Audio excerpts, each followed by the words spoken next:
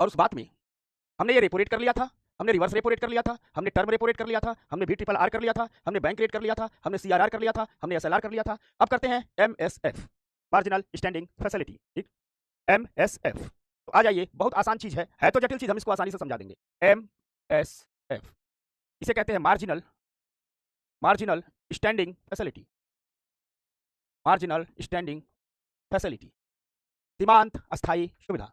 एक कह रहा है एमएसएफ, फिर से बता दीजिए, बताइए कहां थे, अब ना बताएंगे। सीमांत अस्थायी सुविधा, सीमांत अस्थायी सुविधा, अस्थायी सुविधा। बदमाशी मत करना, मैं तारीफ किया हूं तुम लोगों की फिर से, लेकिन जो तारीफ करता हूं तुम लोग बदमाशी करने लगता है। कल समझाया हूं ना, कोई बदमाशी नहीं करेगा, सब लोग अच्छे से ठीक पढ़ें। तो एमएसएफ, ठीक, एमएसएफ करें तो देखिए, एमएसएफ की सिचुएशन आपको बताता हूं, सिचुएशन क्या है, पूरी सिचुएशन से पढ़ाता हूं। जैसे मान लीजिए ये कोई बैंक है, ठीक, ये कोई बैंक है, ये कोई बैंक है, ठीक, ये कोई बैंक है। इसने आरबीआई से, सपोज दैट ये हमारी आरबीआई है, इसने आरबीआई से, ये हमारी आरबीआई है, इसने आरबीआई से रेपो रेट पर उधार लिया था। उधार लिया है, किस पर लिया है? इसने रेपो रेट पर उधार लिया है, रेपो उधार लिया है, रेपो उधार लिया है, उधार लिया है, ठीक, उधार लिया है। समझना बात को, इसने रेपो उधार लिया हुआ है, लेकिन इसने चुकाया नहीं है, अभी चुकाया नहीं है, चुकाया नहीं है। सपोज दैट मान लीजिए 4 दिन 5 दिन के लिए लिया है, 14 दिन के लिए लिया है, कुछ भी लिया, अभी चुकाया नहीं है, ठीक, अर्थात इसने चुकाया नहीं है, ठीक, समझ में आ गई बात, इसने चुकाया नहीं है।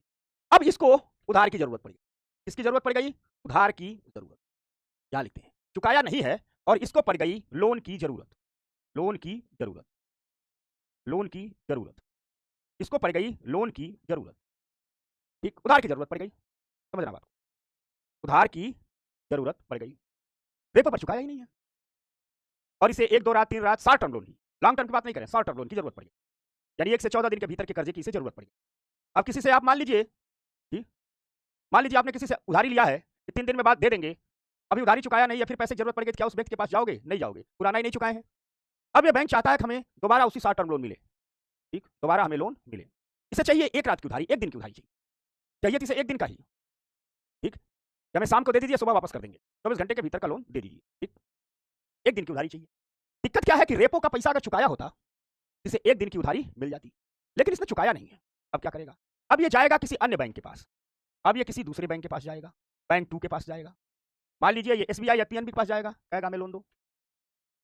मान लीजिए बैंक 2 के पास गया और बैंक 2 ने भी इसे लोन नहीं दिया, नो नो, बैंक 2 से भी इसे लोन नहीं मिला, फिर ये सोचेगा चलो वो वाला नहीं दिया, किसी दूसरे के पास जाते हैं, ऐसे दूसरे तीसरे चौथे कई बैंकों के पास गया, ठीक, और वहां से भी इसे पैसा नहीं मिला, कहीं से पैसा नहीं मिला, ठीक, कहीं से पैसा नहीं। और अगर कोई बैंक देने की भी कोशिश कर रहा है तो इतना ब्याज मांग रहा है कि बेचारा दे ही नहीं सकता, यानी कल मिला जुला करके इसे 1 रात का पैसा चाहिए, वो दूसरे बैंकों से भी नहीं मिला, और बड़ी इमरजेंसी है, पैसा चाहिए। फिर ये जाता है कॉल मनी मार्केट में, फिर ये जाता है call money market, call money market एक मार्केट होता है जो ऑनलाइन होता है, और इस मार्केट से फोन कॉल पर पैसे मिलते हैं, बैंक इस मार्केट से उधार लेते हैं, उस मार्केट को कहते हैं call money market, RBI regulate करता है।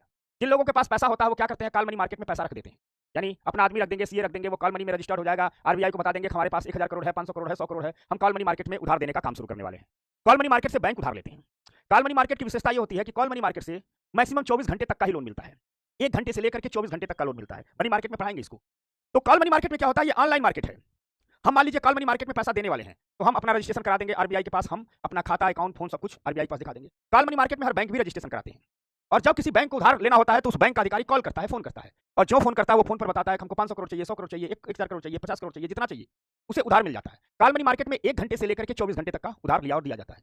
किसी बैंक को 1 घंटे के लोन की जरूरत है तो 1 मिनट में उधार मिल जाता है, 1 मिनट में मिल जाएगा और 60वें मिनट में चुका देगा। किसी को 2 घंटे की जरूरत है, किसी को 4 घंटे की जरूरत है, किसी को 8 घंटे की जरूरत है, किसी को 15 घंटे की जरूरत है, कुल मिला-जुला करके 1 घंटे से लेकर के 24 घंटे के बीच तक का पैसा कॉल मनी मार्केट से मिलता है।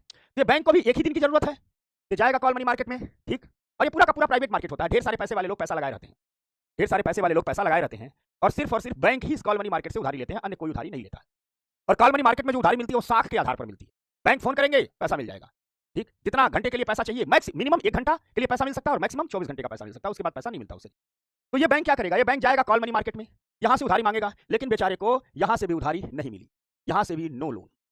अब ये फंस गया बैंक। हो सकता है इस बैंक में चेक पड़ा हो शाम को, रात भर में चेक क्लियर करना है, सुबह पैसा देना है, इसे 500 करोड़ की जरूरत है, इसे 500 करोड़ की जरूरत है, ये बेचारा एक ही दिन के लिए, आज शाम को बैंक हिसाब किताब रात में करते हैं, तो बैंक रात में हिसाब किताब करते हैं तो देख लेते हैं, अच्छा देखते हैं हमारे पास कितना पैसा है और कितना चेक पड़ा है।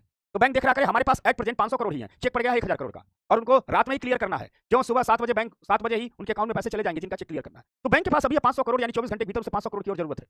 कभी 1 घंटे के लिए जरूरत होती है, कभी 2 घंटे के लिए, कभी 3 घंटे के लिए। तो बैंक तुरंत कॉल मनी मार्केट से उधारी लेते हैं। बैंक दूसरे बैंकों से भी मांगते हैं, कॉल मनी मार्केट से भी मांगते हैं, कहीं से व्यवस्था कहीं न कहीं से हो जाता है। अगर रेपो रेट पर उधारी नहीं ली है तो रेपो रेट से भी आरबीआई से मांग लेंगे। लेकिन मान लीजिए किसी बैंक ने रेपो रेट से उधारी लिया है और अभी चुकाया ही नहीं है, और उस बैंक को फिर 24 घंटे के लिए उधार की जरूरत पड़ गई, एक रात के उधार की जरूरत पड़ गई। हो सकता है वो बैंक 2 के पास जाए, यहाँ से भी न मिले, बैंक 3 के पास जाए, यहाँ से भी न मिले, कॉल मनी मार्केट में जाए, यहाँ से भी न मिले। अब वो बैंक फड़फड़ाएगा, अब वो आरबीआई के पास दोबारा जाएगा, कहेगा त्राहिमाम त्राहिमाम, बचाइए पिताजी, आप हमारे बांस है, बचाइए बचाइए, हमको 24 घंटे के लिए पैसे की जरूरत है। तो आरबीआई कहेगा बहुत मारूंगा, तुमने रेपो रेट पर उधारी लिया था, दिया? कहेगा नहीं। आरबीआई पूछेगा प्रतिभूतियां तो है नहीं, प्रतिभूतियां तुमने सारी मेरे पास गिरवी रखी हुई है। तो बैंक बोलेगा हाँ क्या करें? तो बैंक बोलेगा दूसरे बैंक के पास गए थे? तो बैंक बोलेगा हाँ दूसरे के पास गए थे, नहीं मिला। आरबीआई पूछेगा दूसरे बैंक के पास गए थे? कहेगा गए थे, नहीं मिला। फिर भी आरबीआई पूछेगा कॉल मनी मार्केट गए थे? बोलेगा हाँ गए थे, वहां से नहीं मिला। तो आरबीआई कहेगा कि देखो हम बैंकों के बैंक हैं, हम तुम्हारी इमरजेंसी आवश्यकता पूरी करें, लेकिन कुछ शर्तें होंगी। आरबीआई कहता है कि देखो अब हम तुमको एक विशेष हमने सुविधा लॉन्च की है जिसे कहते हैं मार्जिन स्टैंडर्ड एमएसएफ की सुविधा, मार्जिन स्टैंडिंग फैसिलिटी की सुविधा। अब हम तुमको एमएसएफ सुविधा के तहत लोन देंगे और आरबीआई इन्हें एमएसएफ सुविधा के तहत लोन दे देगी। ठीक, क्या दे देगी? एमएसएफ के तहत इन्हें जितना भी लोन लेना है दे देगी। लेकिन आरबीआई 2 शर्त रखेगी। आरबीआई कहेगी देखो तुमने बदमाशी किया, बिना लोन चुकाए लोन मांगने आ गए, इसलिए हम तुमसे जो ब्याज दर लेंगे वो उसे हम एमएसएफ रेट कहेंगे, और यह हमने रेपो रेट से 0.25% अधिक रखी है ताकि तुमसे कुछ जुर्माना भी वसूल किए, गलती तुम्हारी है, तुमने बिना पैसा चुकाए आ गए। तो आरबीआई कहता है हम तुमको जो उधार देंगे वह किस पर देंगे? एमएसएफ रेट पर। किस पर उधार देंगे? जो ब्याज लेंगे वह क्या होगी? एमएसएफ रेट होगी, और यह हमेशा रेपो रेट से हमेशा 0.25% अधिक होगी। यानी रेपो रेट में 0.25% जोड़ दिया जाए तो क्या निकल जाएगा? एमएसएफ रेट निकल जाएगी। तो कहेगा हम तुमको एमएसएफ रेट पर उधारी देंगे। अब अगर रेपो रेट इसमें चल रही है 6.50%, तो एमएसएफ रेट कितना हो गया? 6.50% में 0.2% जोड़ दीजिएगा तो निकल जाएगा 6.75%, है ना? एमएसएफ रेट हमेशा रेपो रेट से ज्यादा, नियम है कि एमएसएफ रेट हमेशा रेपो रेट से 0.25% अधिक होगी। तो बैंक कहेगा आइए एमएसएफ रेट में उधारी ले लीजिए, और साथ साथ तुमने अपने एसएलआर के में जो प्रतिभूति रखी थी, एसएलआर के रूप में जो तुमने सिक्योरिटीज रखी थी, ठीक, जो तुमने एसएलआर के रूप में सिक्योरिटीज रखी है, प्रतिभूतियां रखी है, अब तुम हमको यही वाली प्रतिभूति, अब तुम हमको क्या करो कि जो तुमने सिक्योरिटीज, आरबीआई कहेगा कि जो तुमने सिक्योरिटीज अपने एसएलआर में रखी हुई है, यही सिक्योरिटीज तुम हमारे पास क्या रख दो? गिरवी रख दो। क्या रख दो? गिरवी रख दो, और हम तुमको लोन दे देंगे। यह सारी सुविधा, ठीक, यह सारी सुविधा ही एमएसएफ कहलाती है, सीमांत अस्थायी सुविधा कहलाती है, और इस पर जो ब्याज दर लिया जाता है उसे ही कहते हैं हम एमएसएफ रेट। हमेशा एमएसएफ रेट, जो एमएसएफ रेट होता है, जो एमएसएफ दर होती है, वह रेपो रेट से ठीक, रेपो रेट से 0.25% अधिक होती है। यानी जितना भी रेपो रेट होगा उसमें 0.25% जोड़ देंगे तो एमएसएफ रेट हो जाएगा। आजकल जैसे मान लीजिए 6.50 रेपो रेट है तो प्लस 0.25% जोड़ दीजिए, 6.75% निकल जाता है। बैंक रेट और एमएसएफ रेट हमेशा बराबर होती है, क्योंकि बैंक रेट में भी यही है। ठीक, हमेशा आप गौर कीजिएगा, बैंक रेट, ठीक, और एमएसएफ रेट बराबर होती है। ठीक, बस अंतर है, बैंक रेट दीर्घकालिक उधार दर है, एमएसएफ रेट अल्पकालिक है। एमएसएफ रेट पर जो भी पैसा मिलता है वह 24 घंटे के लिए मिलता है। कुल प्रोसेस यही है। प्रोसेस एक बार और समझ लीजिए, प्रोसेस यही है। हमने नाम क्या दिया? सीमांत अस्थायी सुविधा, मार्जिनल स्टैंडिंग फैसिलिटी। तो आरबीआई ने एक सुविधा का विकास किया है, एक सिस्टम का विकास किया है। कोई बैंक आरबीआई से रेपो रेट पर उधारी लिया है, चुकाया नहीं है, उस बैंक को शॉर्ट टर्म लोन 24 घंटे के पैसे की जरूरत पड़ जाती है, तो वह बैंक किसी अन्य बैंक के पास जाएगा, मान लीजिए यहाँ से भी ना मिला, किसी अन्य के पास जाएगा, यहाँ से भी ना मिला, कभी कभी होता है कॉल मनी मार्केट में जाता है, यहाँ से भी नहीं मिलता है, वो दोबारा आरबीआई के पास जाएगा, आरबीआई से कहेगा हमें पैसा दीजिए, आरबीआई कहेगी हम तुम्हें पैसा देंगे, लेकिन हम तुम्हें एमएसएफ रेट पर पैसा देंगे। आरबीआई कहेगी अब हम तुम्हें एक विशेष सहूलियत देते हैं कि तुमने अपने एसएलआर के रूप में जो सिक्योरिटीज रखी है वह वहां से निकालो, हमारे पास गिरवी रख दो और 24 घंटे के लिए पैसा ले लो। समझ में आ गई बात? 24 घंटे के लिए पैसा हमसे ले लो, हो गया? ठीक, समझ गए? मेरी बात समझ रहे हो? अब देखो, बाद में जब बैंक थोड़ी ठीक स्थिति में आ जाएगा तो आरबीआई कहेगी हमारा पैसा चुकाओ, ये सिक्योरिटी ले जाओ, ये अपने एसएलआर में रख लो, फिर हमारा रेपो रेट वाला पैसा चुकाओ, सिक्योरिटीज ले जाओ, नॉर्मल हो जाओ 2-4 दिन में सब। अब एक पूछ रहा सीआरआर से क्यों नहीं हो सकता? अबे आरबीआई हमारे घर का है, हम कहते सीआरआर से ही कर दो। सीआरआर का पैसा जब बहुत इमरजेंसी हो, बैंक एकदम डूबने वाला हो, तब आरबीआई देती है, ठीक ना? इतना आसानी से आरबीआई सीआरआर का पैसा नहीं देती है। कुछ लोग पूछ रहे हैं सिक्योरिटी का मतलब, प्रतिभूतियों का मतलब, ठीक, तो हम सिक्योरिटीज की कहानी आपको कल नहीं परसों की क्लास में बताए थे, कल या परसों की क्लास में मॉनेटरी पॉलिसी कल ही शुरू करने से पहले हम आपको सिक्योरिटीज के बारे में हल्की से झलक बता दिए थे। क्या है सिक्योरिटीज, उसे दोबारा देखिए, 2 बार बताए थे, दोबारा देखिए, दोनों बार देखिए। अब सिक्योरिटीज विस्तार से आएगा कैपिटल मार्केट में, ठीक ना? ऋण पत्र भी बैंकिंग सेक्टर का चैप्टर नहीं है, ऋण पत्र भी मनी मार्केट में पढ़ाया जाएगा। तो अभी बैंकिंग पर ही रहिए। अभी पता चले मैं बैंकिंग छोड़ करके चले गया मनी मार्केट, बैंकिंग छोड़ के चला गया कैपिटल मार्केट, और जब कैपिटल मार्केट में आऊंगा तो आप टैक्स वाला पूछोगे तो उसको छोड़ के चला गया, जिससे पढ़ाई हो नहीं पाती है। जो चैप्टर है उसी पर रखिए, ठीक। समझ में आ गई बात। सीआरआर प्रेजेंट में 4.5% है, ठीक। अब कई लोग अभी सीआरआर पर टिके हुए हैं। कल हमने सीआरआर 3 बार बताया था, अभी एमएसएफ 2 बार बता दिया, और अभी एमएसएफ बता रहे हैं तो कई लोग सीआरआर पर टिके हुए हैं। जब एमएसएफ से आगे पढ़ेंगे तो एमएसएफ पूछेंगे। दोस्तों क्या किया करो, हम एक टॉपिक को 2 से 3 बार बताते हैं। इकोनॉमी है, कठिन है, जटिल है, जब जिस टॉपिक पर है उसी समय उससे जितने सवाल पूछना हो पूछ सको। सीआरआर से संबंधित कोई बात बताइए, ठीक। समझ में आ गई बात, क्लियर है। एमएसएफ का पैसा 24 घंटे के लिए दिया जाता है। अच्छा, कुछ लोगों को सीआरआर में दिक्कत है, क्या है, कितना है, देख सीआरआर कभी मिस प्रिंट हो जाता होगा, ठीक ना। लो मैं आरबीआई की साइड से देख करके तुरंत बता दे रहा हूँ, ठीक। आप काहे परेशान हो।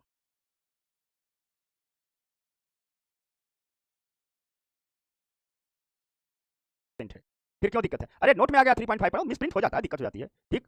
सीआरआर 4.5% है। प्लीज प्लीज प्लीज टॉपिक पर ही रहिए। हर टॉपिक को हम इसीलिए एसएलआर भी 3 बार बताए थे। हो गया, ठीक, बताया जाए, ठीक ना। हमने कल बताया था सीआरआर 4.5%, ठीक। हो गया, अभी एचडीएफ भी बताएंगे। एकदम हाथ उठा करके बताइए, एमएसएफ समझ में आ गया, ठीक। एमएसएफ समझ में आ गया, एमएसएफ समझ में आ गया। एक बार फिर बता देता हूं, ये कोई बैंक है जिसे लोन की जरूरत, सॉरी, ये कोई बैंक है रेपो रेट पर उधार लिया है, चुकाया नहीं है, अचानक इसे पैसे की जरूरत पड़ जाती है, लोन की जरूरत है, किसी बैंक के पास गया, इसने भी नहीं दिया, इसने भी नहीं दिया, कॉल मनी मार्केट गया, वहां भी नहीं गया, फिर आरबीआई के पास जाएगा, बड़ी इमरजेंसी है, आरबीआई कहेगा हम तुम्हें पैसा देंगे, एमएसएफ रेट पर पैसा देंगे, वो हमेशा रेपो रेट से 0.25% अधिक होगा, हमने दे दिया, कहेगा जो एसएलआर में सिक्योरिटी रखो दे दो, या इस पूरी सुविधा को ही सीमांत स्थायी सुविधा कहते हैं। आरबीआई ने जब बैंकों को इमरजेंसी में निकल, या इमरजेंसी है, इमरजेंसी में आरबीआई ने बैंकों का काम न रुके, इमरजेंसी में भी पैसा उपलब्ध करा दिया जाए, उसके लिए एक सुविधा दी है जिसे सीमांत स्थायी सुविधा कहते हैं, ठीक है। तो मुझे उम्मीद है आप लोगों ने एमएसएफ समझ लिया। अब मैं बाहर निकलता हूं।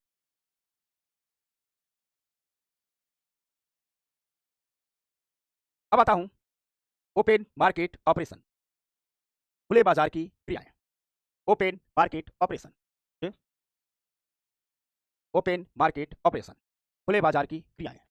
अब कौन सा है, open market operation, open market operation, खुले बाजार की क्रियाएं, खुले बाजार की क्रियाएं, ठीक। समझना, खुले बाजार की क्रियाएं, ओपन मार्केट ऑपरेशन। अब इसको, अब यहां जाओ, गौर से समझना। देखो ओपन मार्केट ऑपरेशन क्या है, सीधी सी बात है। हमने बताया था सिक्योरिटीज के बारे में, प्रतिभूतियों के बारे में, ठीक। हमने बताया था सिक्योरिटीज के बारे में, प्रतिभूतियों के बारे में। हमने ये भी बताया था कि सरकार प्रतिभूतियां छाप करके, जब पैसे की जरूरत होती है तो प्रतिभूतियां छाप करके बेचती है। प्रतिभूतियों पर इतनी बात अभी बताएंगे, विस्तार से बातें तो हम करेंगे इसमें, प्रतिभूतियों वाले चैप्टर में। हमने बताया था कि मान लीजिए ये सरकार है, इसे पैसे की जरूरत है, ठीक। तो ये क्या करती है, मार्केट से पैसा उठाने के लिए पेपर छाप देती है। इस पेपर को ही प्रतिभूतियां कहते हैं, इस पेपर को ही प्रतिभूतियां कहते हैं, सिक्योरिटीज कहते हैं। इस पैसे पर फेस वैल्यू यानी अंकित मूल्य लिखा रहता है, अंकित, इस पेपर पर फेस वैल्यू अंकित मूल्य लिखा रहता है। अंकित ऐसे ही लिखा जाता है ना, जैसे मान लो ये पेपर अगर 1 लाख का है, इसकी फेस वैल्यू कितनी हो गई, 1 लाख। इस पर टाइम लिखा होता है, कितने समय में ये मैच्योर होगी, मान लीजिए 3 साल का है, ये टाइम हो गया। इस पर ब्याज दर लिखी होती है, जैसे मान लीजिए सपोज दैट इस पर 5% ब्याज दर होती है। सरकार कहती है इसे ले लीजिए, मान इसे लेने का मतलब, इसे लीजिए, हमें 1 लाख रुपये दे दीजिए, 3 साल अपने पास रखिए, हम 5% ब्याज की दर से आपको जब वापस करेंगे, आप मूलधन भी मिल जाएगा, ब्याज भी मिल जाएगा, ब्याज हर साल खाते में आती रहती है, मूलधन इकट्ठा मिल जाता है। इन प्रतिभूतियों को सबसे ज्यादा जो खरीदता है वो बैंक खरीदता है, फिर विभिन्न प्रकार के वित्तीय संस्थान, फाइनेंशियल इंस्टीट्यूशन, एलआईसी खरीद लेगा, नाबार्ड खरीद लेगा, दुनिया भर के लोग खरीद लेंगे। कुछ दुकानें ऐसी होती हैं जो सिर्फ प्रतिभूतियों की खरीद बिक्री का काम करते हैं, उन्हें प्राइमरी डीलर कहा जाता है, प्राइमरी डीलर्स कहा। खुद आरबीआई भारी मात्रा में इन प्रतिभूतियों को खरीद करके रखती है, खुद आरबीआई भारी मात्रा में इन प्रतिभूतियों को खरीद के रखती है, ठीक। तो आरबीआई भी रखी है, प्राइमरी डीलर भी रखे हैं। प्राइमरी डीलर और कुछ नहीं, वे दुकानदार हैं जो प्रतिभूतियों की खरीद बिक्री का ही व्यवसाय करते हैं, ठीक। समझ में आ गई बात, क्लियर हो गया, समझ गए आप लोग। ये प्रतिभूतियां हैं, ये सुविधा बड़े बड़े कारपोरेट को भी होती है, तो वे कारपोरेट बॉन्ड जारी करते हैं। समझना बात को, यहाँ ओपन मार्केट में ऑपरेशन में इन प्रतिभूतियों की ही कहानी होती है, ठीक। ओपन मार्केट ऑपरेशन में इन प्रतिभूतियों की ही कहानी होती है। कैसे, इनकी सारी खरीद बिक्री ऑनलाइन होती है। आइए, क्या है ओपन मार्केट ऑपरेशन, क्या है खुले बाजार की क्रियाएं। अब देखिए ओपन मार्केट ऑपरेशन, आपको बताता हूं ओपन मार्केट ऑपरेशन, खुले बाजार की क्रियाएं। ओपन मार्केट ऑपरेशन, खुले बाजार की क्रियाएं। इस खुले बाजार की क्रियाओं में होता क्या है, कुछ नहीं होता। ये है आरबीआई, ये है आरबीआई, ये है आरबीआई, कैसे कह दीजिए, ये है आरबीआई, ये हो गई आरबीआई, ठीक। आरबीआई, कभी कभी आरबीआई कहती है कि हमारे पास प्रतिभूतियां रखी हुई हैं, आरबीआई कहती है हमारे पास सिक्योरिटीज रखी हुई हैं, और अपनी सिक्योरिटीज को हम सेल कर रहे हैं। इस सिक्योरिटीज को हम क्या कर रहे हैं, सेल कर रहे हैं। आरबीआई कहती है हम खुले बाजार में आ रहे हैं और अपने पास रखी हुई प्रतिभूतियों को बेच रहे हैं। तो आरबीआई के लिए खुला बाजार का मतलब क्या, भिंडी बाजार, जूता बाजार, कपड़ा बाजार तो है नहीं है। आरबीआई के लिए खुला बाजार का मतलब होता है बैंक, ठीक, फाइनेंशियल इंस्टीट्यूशन, प्राइमरी डीलर्स, यही तो होता है ना। आरबीआई के लिए खुला बाजार का मतलब होता है bank, financial institution, primary dealer, यही तो होता है। आरबीआई के लिए खुला बाजार का मतलब यही तो होता है, बैंक है, फाइनेंशियल इंस्टीट्यूशन है, प्राइमरी डीलर है। आरबीआई कहती है कि हम खुले बाजार में आ रहे हैं, प्रतिभूतियों को बेच रहे हैं। अर्थात आरबीआई कह रही है, समझिएगा हमारी बात को, आपको बेहतर इकोनॉमी समझाने के लिए पूरी ताकत लगाया हुआ हूं मैं, बस आप लोग भी हमारा साथ दीजिएगा, फालतूगिरी के परेशान मत कीजिए। अर्थात आरबीआई कह रही है, कभी आरबीआई कहती है कि देखिए हम ओपन मार्केट में हमारे पास जो सिक्योरिटीज हैं, जो हमारे पास प्रतिभूतियां हैं, इनको हम ओपन मार्केट में हम आ रहे हैं क्या करने। आरबीआई कहती है हम सेल करने आ रहे हैं, हम बेचने आ रहे हैं। अर्थात आरबीआई कहती है हमारे पास प्रतिभूतियां हैं, हम ओपन मार्केट में इन प्रतिभूतियों को बेचने आ रहे हैं। ओपन मार्केट से मतलब bank, financial institution, primary dealers. अर्थात आरबीआई ओपन मार्केट में आती है और कहती है हम प्रतिभूतियां अपनी बेच रहे हैं, ठीक, समझ में आ गई बात। कभी आरबीआई कहती है हमारे पास जो भी प्रतिभूतियां हैं, आरबीआई कहती है जो हम अपने पास नई छाप नहीं रही है, जो अपने पास प्रतिभूतियां रखी है, नई नहीं छाप रही है। ओपन मार्केट ऑपरेशन में नई प्रतिभूतियां नहीं छापी है। सरकार जब प्रतिभूतियां छाप करके बेचती है, सरकार को जब प्रतिभूतियां जारी करती है, तो सरकार आरबीआई से कहती है छापो और बेच लो। वो नई प्रतिभूतियां जारी करने की विधि है। और आरबीआई जब छाप करके बेचती है, तो आरबीआई के पास भी जब पैसा रहता है, तो आरबीआई सरकार से उन प्रतिभूतियों को खरीद लेती है। मान लीजिए आरबीआई ने 10,000 करोड़ का भी खरीद कर रख लिया है, कुछ विभिन्न बैंक खरीद लिए, कुछ वित्तीय संस्थान खरीद लिए, कुछ प्राइमरी डीलर खरीद लिए, समझ रहे हैं बात। तो कभी कभी आरबीआई कहती है कि हम आ रहे हैं, हम अपनी प्रतिभूतियां क्या कर रहे हैं, बेच रहे हैं। कौन प्रतिभूतियां, जो हमने सरकार से खरीद के अपने पास रखी थी, हमको पैसे की जरूरत है, बेच रहे हैं। तो ये लोग क्या कर लेंगे, ये बैंक है, ये फाइनेंशियल इंस्टीट्यूट है, लोग क्या करेंगे, आरबीआई से प्रतिभूतियां खरीद लेंगे। यानी कभी कभी आरबीआई प्रतिभूतियां क्या करने आ रही है, सेल करने आ रही है, बेचने आ रही है। कभी कभी आरबीआई कहती है कि देखो भाई हम ठीक ओपन मार्केट में आ रहे हैं, कहां आ रहे हैं, हम ओपन मार्केट में आ रहे हैं, लेकिन अर्थात ओपन मार्केट मतलब बैंक, ठीक, फाइनेंशियल इंस्टीट्यूशन, प्राइमरी डीलर्स। कभी कभी आरबीआई कहती है कि देखो हम ओपन मार्केट में आ रहे हैं, लेकिन हम प्रतिभूतियां खरीदने आ रहे हैं, हम प्रतिभूतियां परचेज करने आ रहे हैं। अर्थात इन लोगों से कहती है अगर आप अपनी प्रतिभूतियों को बेचना चाहते हो तो हमसे क्या कर दो, बेच दो। समझना बात को, ठीक। अर्थात कभी कभी आरबीआई प्रतिभूतियां बेचने आती है और कभी कभी आरबीआई प्रतिभूतियां खरीदने आती है। आरबीआई की इसी प्रतिभूतियों को बेचने और खरीदने की क्रिया को खुले बाजार की क्रियाएं कहते हैं, खुले बाजार की क्रियाएं कहते हैं, खुले बाजार की क्रियाएं कहते हैं, ओपन मार्केट ऑपरेशन कहते हैं। क्या कहते हैं, खुले बाजार की क्रियाएं कहते हैं। क्यों, क्योंकि आरबीआई प्रतिभूतियों को ओपन मार्केट में, खुले बाजार में या तो बेच रही है या तो खरीद रही है। आरबीआई क्या कर रही है, ठीक। पूजा फिर पूछ ली, प्रतिभूतियां क्या होती है, 4 बार बता चुका हूं। अरे बेटा आप लोग थोड़ा सा मतलब पिछला क्लास भी तो देख लिया। सिक्योरिटीज प्रतिभूति, अच्छा आप लोगों में से क्या थोड़ा हाथ उठा बताओ, प्रतिभूतियां मैंने 3-4 बार बता चुके कि नहीं बता चुके, थोड़ा बताना आप लोग, बता चुके कि नहीं बता चुके। देखो इकोनॉमी की क्लास में जो कहीं भी क्लास छोड़ा होगा, रोका होगा और 20 से टपक आएगा तो बार बार, इसलिए जो चीज बाद में आने वाली है मैं पहले ही समझा देता हूं। बताया जाए, प्रतिभूतियां बताए हैं ना, ठीक। एक जगह श्रीमद् भागवत की कथा हो रही थी गांव में। पंडित जी कथा शुरू करते थे, शाम को कथा शुरू किए, तब तक कोई आ गया, 1 घंटे बाद पूछा पंडित जी पिछला बात बता दीजिए, उसको बताया। फिर 1 घंटे बाद आया कोई दूसरा, गया कहा पिछला बात बता दीजिए। फिर 1 घंटे बाद कोई तीसरा गया, फिर पिछला बात बता दीजिए। ऐसे ऐसे स्थिति क्या हुई कि पंडित जी 11 महीने तक भागवत कहते रहे, भागवत कंप्लीट ही नहीं हुई। समझ गया बच्चा लोग, क्लियर है ना। मैं खुद बता चुका हूँ 2-3 बार, मुझसे भी अच्छा कई लोग कह रहे हैं अरे यार काहे स्क्रीन पर झूठ बोलते हो, ठीक है। मैं खुद बता चुका हूँ 3 बार प्रतिभूति, और मैं ये भी बता चुका हूँ कि प्रतिभूतियां, सिर्फ प्रतिभूति शब्द का मतलब क्या होता है यही बताऊंगा। अरे दूर की तो बात छोड़ो, अभी थोड़ी देर पहले ही बताया हूँ यार, ठीक, थोड़ी देर पहले ही बताया हूँ, हो गई बात, अभी थोड़ी देर पहले ही बताया हूँ। परेशान कर दिया इन बच्चों ने।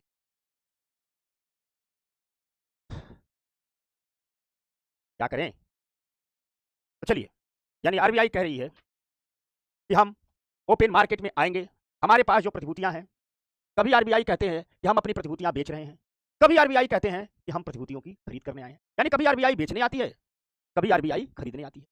चाहे बेचने आए चाहे खरीदने आए, दोनों को ओपन मार्केट ऑपरेशन कहते हैं। अर्थात इसकी परिभाषा ये निकल करके आई कि आरबीआई जब खुले बाजार में आकर के प्रतिभूतियों की खरीद और बिक्री करती है, उसको जरूरत है खरीद रही है, उसको जरूरत है बेच रही है। अर्थात आरबीआई जब खुले बाजार में आकर के प्रतिभूतियों की खरीद और बिक्री करती है, तो उसी को ओपन मार्केट ऑपरेशन कहते हैं, उसी को कहते हैं ओपन मार्केट ऑपरेशन।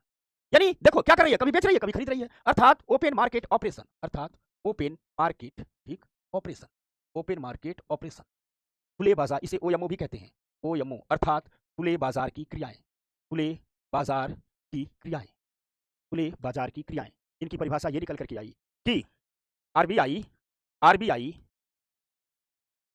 खुले बाजार से, खुले बाजार से, खुले बाजार में आती है, खुले बाजार में आती है और प्रतिभूतियों की खरीद बिक्री करती है। प्रतिभूतियों की खरीद बिक्री करती है, बिक्री करती है। जब आरबीआई खुले बाजार में आकर के प्रतिभूतियों की खरीद और बिक्री करती है तो इसे ही ओपन मार्केट ऑपरेशन कहते हैं। इसे ही ओपन मार्केट ऑपरेशन कहते हैं। खुले बाजार में आ रही है, प्रतिभूतियां खरीद और बेच रही है, तो ओपन मार्केट ऑपरेशन कहते हैं। इसको स्क्रीन पर समझाता हूं, ठीक। अर्थात ओपन मार्केट ऑपरेशन की परिभाषा क्या निकल करके आई कि आरबीआई सरकारी प्रतिभूतियों की खरीद और बिक्री करती है। इसी को ओपन मार्केट ऑपरेशन कहते हैं। ओपन मार्केट ऑपरेशन में ओपन मार्केट शब्द से आशा यह है कि आरबीआई सीधे बैंकों को, फाइनेंशियल इंस्टीट्यूशन को और प्राइमरी डीलर को प्रतिभूतियों की या आरबीआई बैंकों से, फाइनेंशियल इंस्टीट्यूशन से, प्राइमरी डीलर से या तो प्रतिभूतियों को खरीदती है या तो प्रतिभूतियों को बेचती है, ठीक। तो ओपन मार्केट ऑपरेशन की परिभाषा क्या निकली? आरबीआई सीधे कह देती है कि आरबीआई के लिए, बात समझना मेरी, आरबीआई के लिए एक शब्द है। ओपन मार्केट से आशय क्या है? खुले बाजार से आशय क्या है? तो आरबीआई के लिए ओपन मार्केट से आशय है बैंक, फाइनेंशियल इंस्टीट्यूशन और प्राइमरी डीलर। आरबीआई जब कहती है हम मार्केट में आ रहे हैं प्रतिभूतियां खरीदने या बेचने, तो कहीं चौराहे पर दुकान लगा करके नहीं प्रतिभूतियां खरीदे बेचेगी। आरबीआई जो कहती है हम ओपन मार्केट में आ रहे हैं, इसका मतलब सारे बैंक, सारे वित्तीय संस्थान, सारे प्राइमरी डीलर समझ जा रहे हैं कि आरबीआई या तो प्रतिभूतियां खरीदने आ रही है या तो प्रतिभूतियां बेचने आ रही है। तो जब आरबीआई सीधे ओपन मार्केट में, सीधे खुले बाजार में, और खुले बाजार से आशय है बैंक, खुले बाजार से आशय है बैंक, फाइनेंशियल इंस्टीट्यूशन और प्राइमरी डीलर। जब आरबीआई सीधे खुले बाजार में आती है और कहती है कि हम या तो प्रतिभूतियां खरीदेंगे या तो प्रतिभूतियां बेचेंगे, इसी को ओपन मार्केट ऑपरेशन कहते हैं। याद हो गई बातें, ठीक। समझना, यानी ये आरबीआई है, ये आ रही है मार्केट में, अर्थात बैंक के पास आ रही है, ठीक, बैंक के पास आ रही है, फाइनेंशियल इंस्टीट्यूशन के पास आ रही है, प्राइमरी डीलर के पास आ रही है, और आरबीआई कह रही है देखो तुमसे हम प्रतिभूतियां क्या कर रहे हैं, खरीद रहे हैं। या कभी आरबीआई आ रही है मार्केट में बैंकों के पास, फाइनेंशियल और प्राइमरी डीलर के पास, इनसे कहती है कि देखो हम तुम्हें प्रतिभूतियों की बिक्री करते हैं। तो आरबीआई या तो प्रतिभूतियां खरीदती है या तो प्रतिभूतियां बेचती है। समझ में आ गई बात? एक बात याद रखना, इससे प्रतिभूतियों के टोटल स्टॉक में बदलाव नहीं होता है। प्रतिभूतियों का टोटल स्टॉक कितना हो, किसके पास होता है? बैंक के पास, फाइनेंशियल इंस्टीट्यूशन, प्राइमरी डीलर, इन सब के पास होता है, तो स्टॉक नहीं बदलता है। हाँ, प्रतिभूतियों का अनुपात बदलता है। मान लो जब इनसे आरबीआई खरीदती होगी तो इनके पास प्रतिभूतियां कम हो जाती होगी, क्योंकि प्रतिभूतियां चली जाती होगी आरबीआई के पास। आरबीआई जब बेचती होगी तो आरबीआई के पास वाली जो प्रतिभूतियां हैं इनके पास चली जाती होगी, यानी रेशियो बदलता है, स्टॉक बदलता नहीं। ठीक, बढ़िया, जो काम हो गया तुम लोगों को समझाते समझाते, समझ गया? यहां तक बताया जाए, सारे लोग बताएं। अब इससे आरबीआई को क्या फायदा नुकसान होगा, आरबीआई ऐसा क्यों करती है, तो आगे करेंगे, ठीक। परिभाषा समझ में आ गई? और एक बात याद रखना, इकोनॉमी का कोई भी पिछली क्लास छोड़ोगे तो अगली क्लास में दिक्कत होगी, ठीक ना। इसलिए कभी भी इकोनॉमी की क्लास में आओ, ठीक, बैकलॉग क्लियर करके आओ। रूपाली बिटिया, शिखा बिटिया, सूरज बताएं, साहिब बताएं, माधुरी बताओ, बताओ बेटा लोग, परसु बताओ, बताया जाए। तो ये रही परिभाषा, अर्थात ओपन मार्केट ऑपरेशन की परिभाषा क्या हो। देखो तुम लोगों के लिए कितना प्यारा प्यारा चित्र भी बना है। ओपन मार्केट ऑपरेशन की परिभाषा क्या हुई, ठीक। परिभाषा ये हो गई कि आरबीआई प्रतिभूतियों की खरीद और बिक्री करती है, ठीक। आरबीआई खुले बाजार में आकर के प्रतिभूतियों की खरीद और बिक्री करती है, इसी को ओपन मार्केट ऑपरेशन कहते हैं, ठीक ना। अब देखो, अब आप लोग सोच रहे होंगे कि आरबीआई ऐसा क्यों करती है, ठीक। आरबीआई ऐसा क्यों करती है, इसको ऐसे नहीं बताते हैं, ऐसे बताते हैं। आरबीआई ऐसा क्यों करती है, भाषा कठिन है, ऐसे बताते हैं। आरबीआई ऐसा क्यों करती है, ऐसा क्यों करती है। सोच रहे हो कि नहीं सोच रहे हो? आरबीआई ऐसा क्यों करती है, आरबीआई ऐसा क्यों करती है, ठीक। आप लोगों के दिमाग में बात आ रही होगी ना कि आरबीआई ऐसा क्यों करती है, बताया जाए। दिमाग में बात आ रही है, ठीक, कि आरबीआई ऐसा क्यों करती है। देखो, आरबीआई मार्केट में मनी सप्लाई को कंट्रोल करने के लिए ऐसा करती है। आरबीआई मार्केट में मुद्रा की मात्रा को कंट्रोल करने के लिए ऐसा करती है, ठीक, ठीक। अर्थात हम कह सकते हैं कि आरबीआई अब कैसे करती है बताता हूं। आरबीआई मार्केट में मनी की मात्रा को नियंत्रित करने के लिए ऐसा करती है। मनी की मात्रा को नियंत्रित करने के लिए ऐसा करती है, ऐसा करती है। क्यों करती है? तो मनी की मात्रा को नियंत्रित करने के लिए ऐसा करती है। कैसे नियंत्रित करती है बताता हूं। देखिए कैसे नियंत्रित करती है, इसको मैं बताता हूं। कैसे नियंत्रित करती है बताता हूं। देखो, ये है आरबीआई, ये है आरबीआई, समझना बात को। और कैसे महंगाई ग्रोथ पर भी असर पड़ता है ये भी बताता हूं, ठीक। देखो, ये है आरबीआई, ये आरबीआई, ठीक। आरबीआई के पास क्या है? सिक्योरिटीज है, ठीक। आरबीआई के पास क्या है? आरबीआई अपने यहां ढेर सारे सिक्योरिटीज रखी हुई है, ठीक। और आरबीआई कह रहे हैं इस सिक्योरिटीज को हम सेल कर रहे हैं। हम सिक्योरिटीज की क्या कर रहे हैं? बिक्री कर रहे हैं, सेल कर रहे हैं, ठीक, बिक्री कर रहे हैं। तो जो बैंक, जो संस्थान है, जो ओपन मार्केट में संस्थान है, चाहे बैंक हो, चाहे फाइनेंशियल इंस्टीट्यूशन हो, चाहे प्राइमरी डीलर हो, ये सारे लोग क्या करेंगे? ये सारे लोग प्रतिभूतियां खरीदेंगे, खरीदेंगे। तो जब ये सारे लोग प्रतिभूतियां खरीदेंगे तो ये सिक्योरिटीज कहां आ गई? ये सिक्योरिटीज आ गई इनके पास और बदले में ये लोग आरबीआई को क्या दे देंगे? पैसा दे देंगे। तो पैसा किसके पास आ गया? आरबीआई के पास। यानी मार्केट से पैसा आरबीआई के पास आ गया, मार्केट में पैसे की कमी हो गई। ठीक, समझना, समझ रहे हो नहीं समझ रहे हो? यानी आरबीआई को लगता है कि मार्केट में पैसा थोड़ा कंट्रोल करना है, तो आरबीआई कहती है ठीक, हम अपने पास प्रतिभूतियां रख रहे हैं, इसकी बिक्री करने आ जाए। अच्छा, ये पूछ रहा है कि सर अगर बैंक एमएसए पर पैसे वापस ना कर पाए तो क्या होता है? जुर्माना लगता है, वापस करना ही होता है। घर घरौना का खेल हो रहा है कि नहीं वापस कर पाए। क्यों नहीं वापस कर पाएगा?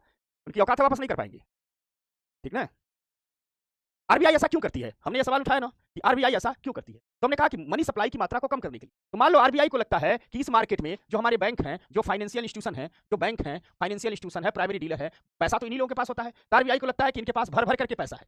तो आरबीआई कहती है कि देखो भैया, आरबीआई कहती है कि देखो भैया, आरबीआई कहती है कि हमारे पास जो सिक्योरिटीज है, हमारे पास जो सिक्योरिटीज हैं, इस सिक्योरिटीज को हम क्या कर रहे हैं? इस सिक्योरिटीज को हम सेल कर रहे हैं। तो जब ये जितने भी मार्केट में हैं, जो हमारे बैंक हैं, ठीक, जो हमारे फाइनेंशियल इंस्टीट्यूशन है, जो हमारे पीडीएस, जो प्राइमरी डीलर्स हैं, ये लोग सिक्योरिटी को क्या करेंगे? आरबीआई से सिक्योरिटी को ये लोग खरीद लेंगे, खरीद लेंगे। तो जब खरीद लेंगे तो इनके पास क्या आ गई? प्रतिभूतियां किसके पास आ गई? सिक्योरिटीज इनके पास आ गई। और बदले में खरीदेंगे, पैसा दे देंगे ना, तो इनके पास जो भी पैसा था वो पैसा कहां से कहां पहुंच गया? वो पैसा पहुंच गया आरबीआई के पास।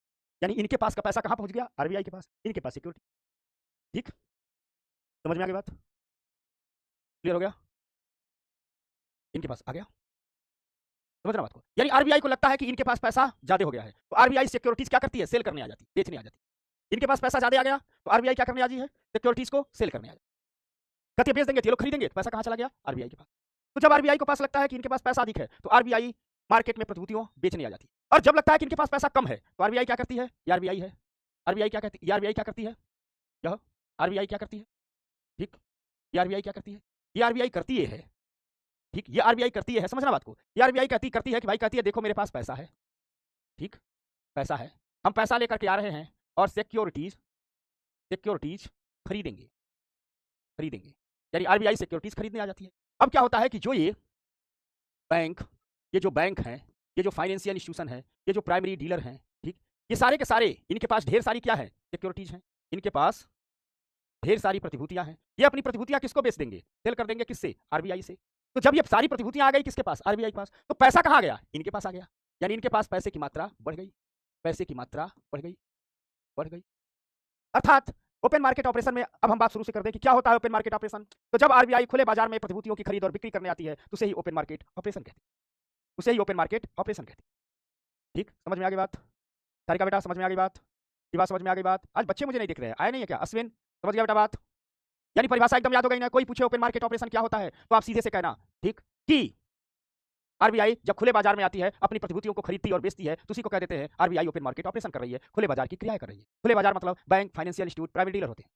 आरबीआई को जब लगता है, ठीक, आरबीआई को जब लगता है कि मार्केट में पैसा अधिक है तो आरबीआई क्या करती है? अपनी सिक्योरिटी बेचती है और मार्केट का सारा पैसा आरबीआई के पास आ जाता है। आरबीआई को लगता है कि पैसा कम है, ठीक, तो आरबीआई सिक्योरिटीज इनके पास खरीदने लगती है, तो सिक्योरिटीज आती है आरबीआई के पास, पैसा चला जाता है मार्केट में। ठीक, समझ गया ना? ये सब टॉपिक इकोनॉमी के बहुत टॉपिक है, मैं इन्हें आसान हलवा बना करके आपको प्रस्तुत कर रहा हूँ।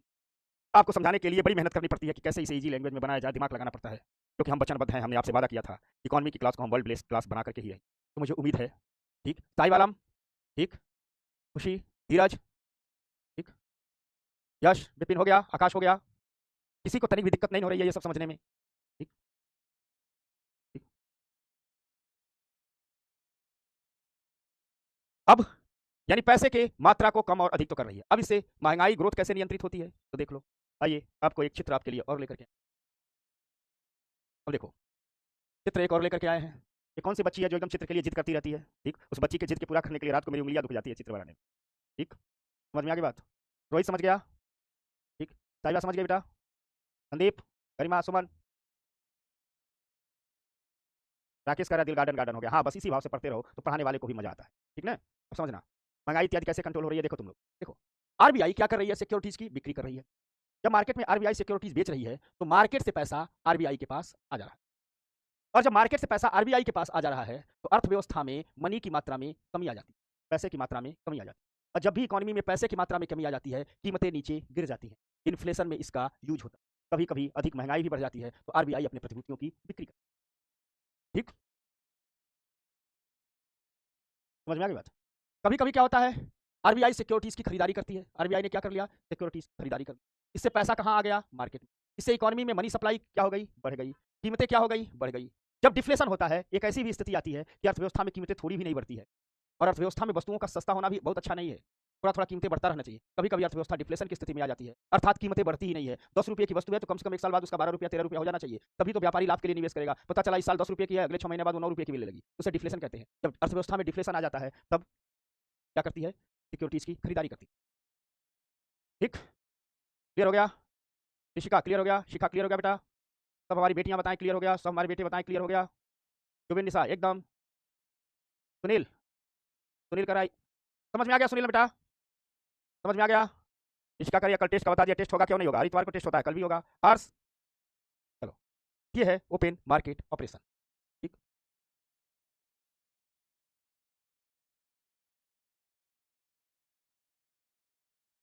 अब है एल टी आर ओ। अब है L T R O. L T R O. L T R O. ठीक, इसको कहते हैं long term repo operation. Long term repo operation. Long term repo operation. ठीक, समझ गए? अच्छा, आप लोग मुझसे टेस्ट का टाइम पूछ रहे हो, मुझे खुद पता नहीं है, वो आपके ऐप पर अपडेट होगा, टेस्ट की टीम अलग होती है, ठीक ना, आपको पता चल जाए। सौम्या, सुमेश, ठीक ना? तो आप लोग बताइए टेस्ट भाई, मुझे टेस्ट का पता नहीं रहता है। अब है एल टी आर ओ, और मुझसे अभी ना पूछे, मुझे टेस्ट के बारे में कोई जानकारी नहीं है। हमारी टेस्ट टीम अलग से काम करती है, सब हमारे ऐप पर अपडेट होता है। अब देखो एल टी आर ओ, इसका पूरा नाम है लॉन्ग, हिंदी नहीं है, लॉन्ग टर्म रेपो ऑपरेशन। इसके हिंदी में कहते हैं दीर्घकालिक, दीर्घकालिक, ठीक, रेपो ऑपरेशन। दीर्घकालिक repo operation, L T R O. ठीक, रोहित समझ गया बेटा? सबको समझ में आ गया? अब देखो, एक घटना घटी थी कि 2007 में अमेरिका का लेहमैन ब्रदर्स बैंक डूब गया था। अमेरिका में मंदी आ गई थी। जब अमेरिका में मंदी आ गई थी, ठीक, तो यूरोप के केंद्रीय बैंकों ने अपने यहाँ एलटीआरओ नाम की एक प्रणाली को इजाद किया था। फिर यूरोप में बड़ा सक्सेस हुआ, तो आरबीआई ने भी इस एलटीआरओ को 2012 में स्वीकार कर लिया था। ठीक, और समय समय पर 2012 के बाद एलटीआरओ ऑपरेशन करती रही। जब कोरोना आया, और कोरोना से के बाद जब आत्मनिर्भर भारत अभियान शुरू किया गया, तो 2020 में आरबीआई ने एक और प्रक्रिया शुरू की थी जिसे कहा गया टीएलटीआरओ। टीएलटीआरओ। उसके बाद मार्च 2021 में लॉकडाउन का प्रभाव हमारी स्मॉल इंडस्ट्री पर बहुत पड़ा था, तो आरबीआई ने एक और ऑपरेशन शुरू किया, इसी का भाई है एसएलटीआरओ। ठीक, समझ में आ गई बात? ठीक, अर्थात हम तीन चीज समझेंगे। सबसे पहले क्या आया? टीएलटीआरओ। सबसे पहले क्या आया? टीएलटीआरओ, सॉरी भूल गया मैं। सबसे पहले क्या आया? एलटीआरओ। क्या आ रहा है? एलटीआरओ, एलटीआरओ। उसके बाद क्या आ रहा है? टीएलटीआरओ। ठीक, उसके बाद क्या आया? एसएलटीआरओ। और ये तीनों अभी चल रहे हैं। एसएलटीआरओ, एसएलटीआरओ।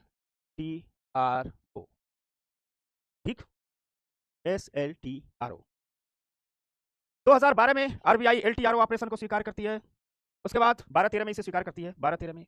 उसके बाद 2020 में एलटीआरओ भी चलते रहता है, टीएलटीआरओ भी लेकर आती है। उसके बाद मार्च 2021 में आरबीआई कहती है कि एलटीआरओ एलटीआरओ और टीएलटीआरओ चलते रहेंगे, हम एसएलटीआरओ भी लेकर के आएंगे।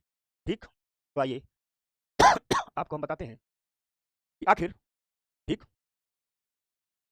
होता क्या है। तो एलटीआरओ का पूरा नाम क्या है? Long term repo operation. Long term repo operation, दीर्घकालिक रेपो ऑपरेशन। इसकी पूरी प्रक्रिया बता रहा हूं। ठीक, पूरी प्रक्रिया बता रहा हूं। इसमें होता क्या है अब समझना, बहुत आसानी समझ जाओगे। ठीक, समझना। साहिब पूछ रहा है आरबीआई को कैसे पता चलता है मार्केट में पैसा कम या अधिक? पता चल जाता है। ठीक, आरबीआई को सब पता रहता है, सब उसका सिस्टम। चलो आए, आइए भाई। ठीक, अब बच्चों समझते हैं पूरा प्रक्रिया क्या। ये आरबीआई है, ये आरबीआई है, ये है आरआई। ठीक, आरबीआई बैंकों से कहती है, आरबीआई बैंकों से कहती है, जितने बैंक हैं इन बैंकों से कहती है। समझना बात को, आरबीआई बैंकों से कहती है, इन बैंक से कहती है। ठीक, समझना बात को। ठीक, आरबीआई बैंक से कहती है, अगर आप मेरे साथ रहोगे तुरंत समझ लोगे, आपस में बात करोगे तो नहीं समझ पाओगे। आरबीआई इन बैंक से कहती है आपको हम, समझना, लॉन्ग टर्म लोन दे रहे हैं। ठीक, आरबीआई बैंकों से कहती है कि आपको हम लॉन्ग टर्म लोन दे रहे हैं। तो ऐसे बनाते हैं, आरबीआई बैंकों से कहती है कि आपको हम क्या दे रहे हैं, लॉन्ग टर्म लोन दे रहे हैं, लंबे समय का लोन दे रहे हैं। और आरबीआई कहती है ये जो लंबे समय का लोन दे रहे हैं ये 1 से 3 साल के बीच का दे रहे हैं, 1 से 3 साल के बीच का। बैंकों से कहती है कि हम आपको लॉन्ग टर्म लोन दे रहे हैं और ड्यूरेशन क्या है, 1 से 3 साल के बीच का लोन दे रहे हैं। आप चाहो तो 1 साल ले लो, 1.5 साल ले लो, 2 साल ले लो, 3 साल, मैक्सिमम 3 साल तक का ले सकते। समझना। जब प्रांसी कह रही है सर आपका चुनमुन नहीं दिख रहा, अरे चुनमुन कहाँ भाई, चुनमुन कहाँ गया, चुनमुन को बुलाया जाए। आजा चुनमुन, तुझे लोग उठे हैं, आजा इधर, हंसा मत तू मुझे लोग। यानी आरबीआई क्या कह रही है, बैंक से कह रही है कि आपको हम 1 से 3 साल के बीच का लोन दे रहे हैं। लेकिन आरबीआई कह रही है हमारी अगली बात, यह जो लोन हम दे रहे हैं इसमें जो हम ब्याज लेंगे उतना ही लेंगे जितना रेपो रेट है, उतना ही लेंगे जितना हमारा रेपो रेट चल रहा है। यानी इस लोन की सारी विशेषताएं रेपो ऑपरेशन जैसी। समझना, इस लोन की यह विशेष व्यवस्था शुरू की गई, इसकी सारी विशेषताएं ठीक रेपो ऑपरेशन जैसी।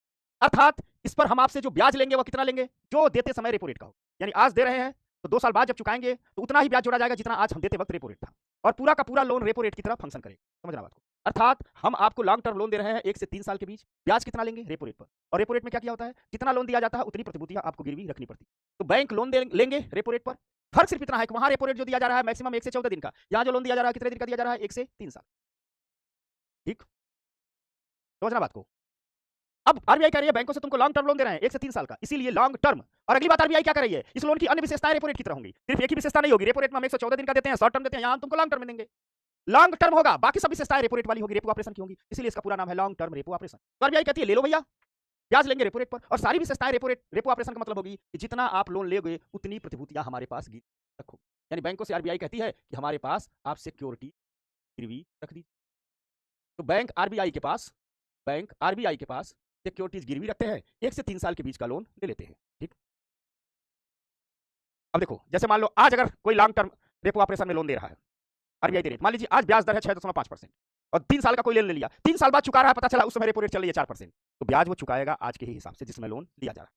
ठीक, जितना लोन देगा उतने की सिक्योरिटीज गिरवी रख लेगी। अब आरबीआई क्या कर रही है, अब अगली मजा यहां से सुनिए।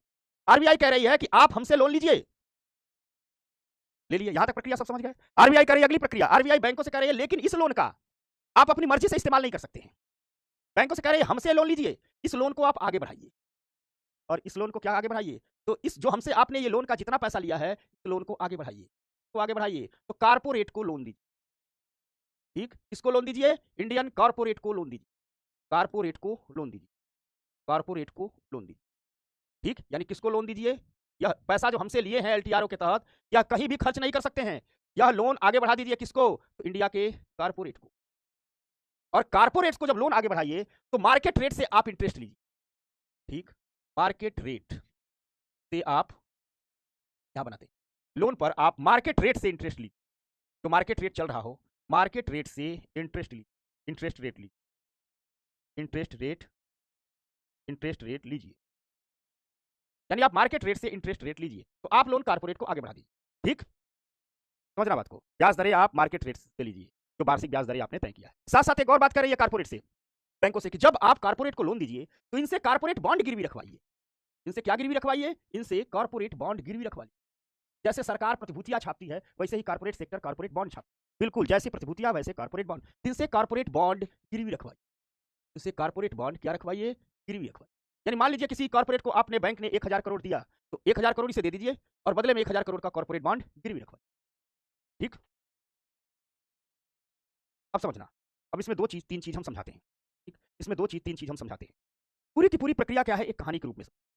प्रक्रिया यह है समझना, आरबीआई ठीक बैंक से कह रही है, भारत के जितने बैंक हैं उनसे कह रही है कि हम आपको लॉन्ग टर्म लोन देंगे, और जो उसकी समय सीमा होगी वो 1 से 3 साल के बीच होगी। 1 से 3 साल के बीच कितने दिन का आप लोन, बैंक लोन ले रहे हैं। आरबीआई कहती है कि देखिए यह हम 1 से 3 साल के बीच का लोन दे रहे हैं, लेकिन इसलिए लोन रेपो रेट वाला ही फंक्शन करेगा, अर्थात देते वक्त जो हमारा रेपो रेट होगा वही हम आपसे लेंगे, उतना ही ब्याज दर वसूलेंगे। साथ साथ जितना आप हम लोन लेंगे उतने की प्रतिभूतियां गिरवी आप हमारे पास रख देंगे, तो रेपो रेट में प्रतिभूतियां गिरवी रख दी जाए।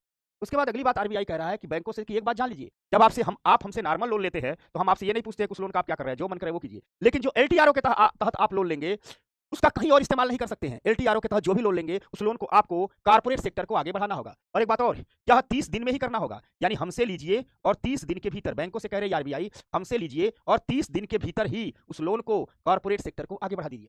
सबको नहीं दे सकते हैं, सिर्फ उद्योगपतियों को ही दे सकते हैं, कारपोरेट को ही दे सकते हैं। साथ साथ ये भी कह रही है कि जब आप कारपोरेट को यह लोन दीजिए, ठीक, तो जो ब्याज दर वसूली है वो मार्केट रेट वाली वसूली। हाँ, जितना लोन दीजिए उतना कारपोरेट से गिरवी रखवा लीजिए। ये पूरा का पूरा फंक्शन है, ठीक, ये पूरा का पूरा फंक्शन है, इसे ही कहते हैं एलटीआरओ। एलटीआरओ का पूरा नाम है long term repo operation. Long term का मतलब है कि हाँ लॉन्ग टर्म लोन दिया जा रहा है, और दूसरी चीज रेपो ऑपरेशन का मतलब है कि आरबीआई रेपो रेट वाला ही उधार दे रही है, रेपो रेट पर ही उधार दे रही है, पूरा फंक्शन रेपो फंक्शन का काम कर रहा है। अब तीन बातें, आरबीआई ऐसा क्यों कर रही है, ठीक। गंजेश कुमार झा कर सर अगर बैंक 3 साल का बैठ, अजीब गरीब सवाल ये कर जो है वो समझो। हर का तुम लोग खिचड़ी बना ली हो कि अगर बैंक ये कर दे, अगर बैंक वो कर दे, कुछ नहीं कर सकता, जो जितना फंक्शन है वही कर सकता है, समझना। अब अगर मान लीजिए कोई बैंक 30 दिन में कारपोरेट को लोन आगे नहीं बढ़ाता है तो आरबीआई जुर्माना लगाती है। आरबीआई देखते रहती है, और आप लोग बार बार यूं क्यों बोलते हैं 30 दिन में आगे 9 बढ़ाए तो 9 दे तो 9, अरे घर का अपना थोड़ा है, घर की उधारी नहीं है, सब नियम से चलता है, सब नियम चलते रहता है। अब इसी से पूछ रहे 30 दिन में 9 दो तो घर का काम है 30 दिन में 9 दो, ये कौन सा सिस्टम है भाई? 30 दिन में 9 दो तो वापस ना करो, तो इसको सिस्टम है।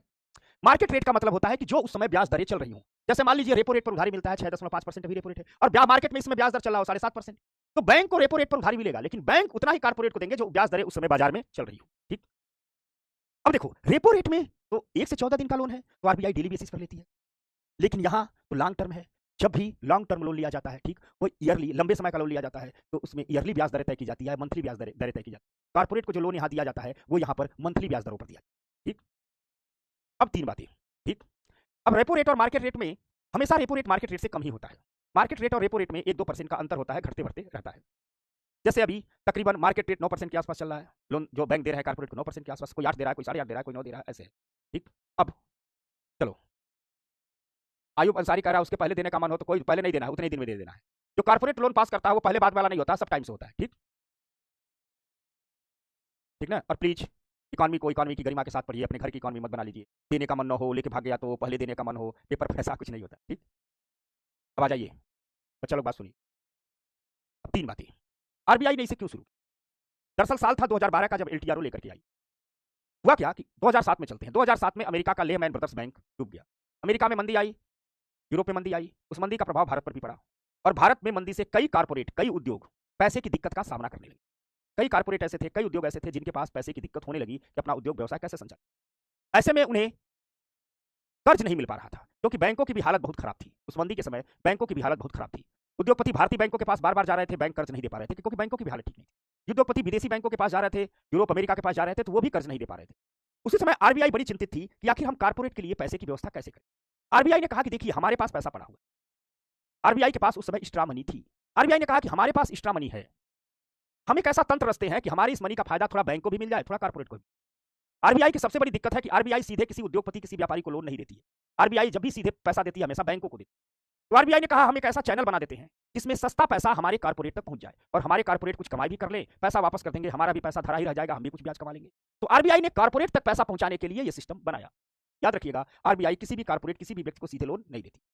यानी 2012 में हमारे कारपोरेट को पैसे की दिक्कत थी तो आरबीआई उन तक लोन पहुंचाना चाहती थी। आरबीआई के पास उस समय पैसा था तो आरबीआई ने कहा हम सीधे लोन देते नहीं, हम एक तंत्र इजाद कर देते हैं जिससे हमारे कारपोरेट को पैसा मिल जाए, ठीक। तो आरबीआई ने एक तंत्र इजाद किया, और तंत्र ये था, आरबीआई ने कहा हम एलटीआरओ लेकर आ रहे हैं। यूरोप के बैंकों का अनुभव उसके पास था। आरबीआई ने कहा हम लॉन्ग टर्म रेपो ऑपरेशन लेकर के आ रहे हैं। आरबीआई ने कहा कि हम इस लॉन्ग टर्म रेपो ऑपरेशन के तहत हम लॉन्ग टर्म लोन देंगे, 1 से 3 साल के बीच का लोन देंगे। जो भी लोन देंगे वो हम बैंकों को रेपो रेट पर देंगे, बैंकों से प्रतिभूतियां गिरवी रखवाएंगे। बैंक को जब लोन देंगे बैंक से कहेंगे देखो तुमको मिला है रेपो रेट पर, लेकिन इसका कहीं इस्तेमाल नहीं करना है, इसको सिर्फ और सिर्फ तुम इंडियन कारपोरेट को ही लोन दे सकते हो, ठीक। बैंक से कहा गया कि जो हम पैसा दे रहे हैं वो बहुत दिन रखना भी नहीं है, 30 दिन के भीतर पैसे को आगे बढ़ा देना है। और जब कॉर्पोरेट को लोन दो तो कॉर्पोरेट से बॉन्ड गिरवी रखवा लो, कॉर्पोरेट को लोन दो तो मार्केट रेट से ही इंटरेस्ट रेट लेना। अब इसमें तीन फायदा, आरबीआई का फायदा क्या है, बैंक का फायदा क्या है, कॉर्पोरेट का फायदा क्या है, क्योंकि इसमें तीन लोग शामिल हो रहे हैं, आरबीआई शामिल हो रही है, बैंक शामिल हो रहा है, कॉर्पोरेट शामिल हो रहा है। तीनों के फायदे को देखना पड़ेगा और फिर उस पूरी अर्थव्यवस्था के फायदे को देखना पड़ेगा। आरबीआई को फायदा यह है कि आरबीआई का उद्देश्य है कि पैसे का बैलेंस बना रहे।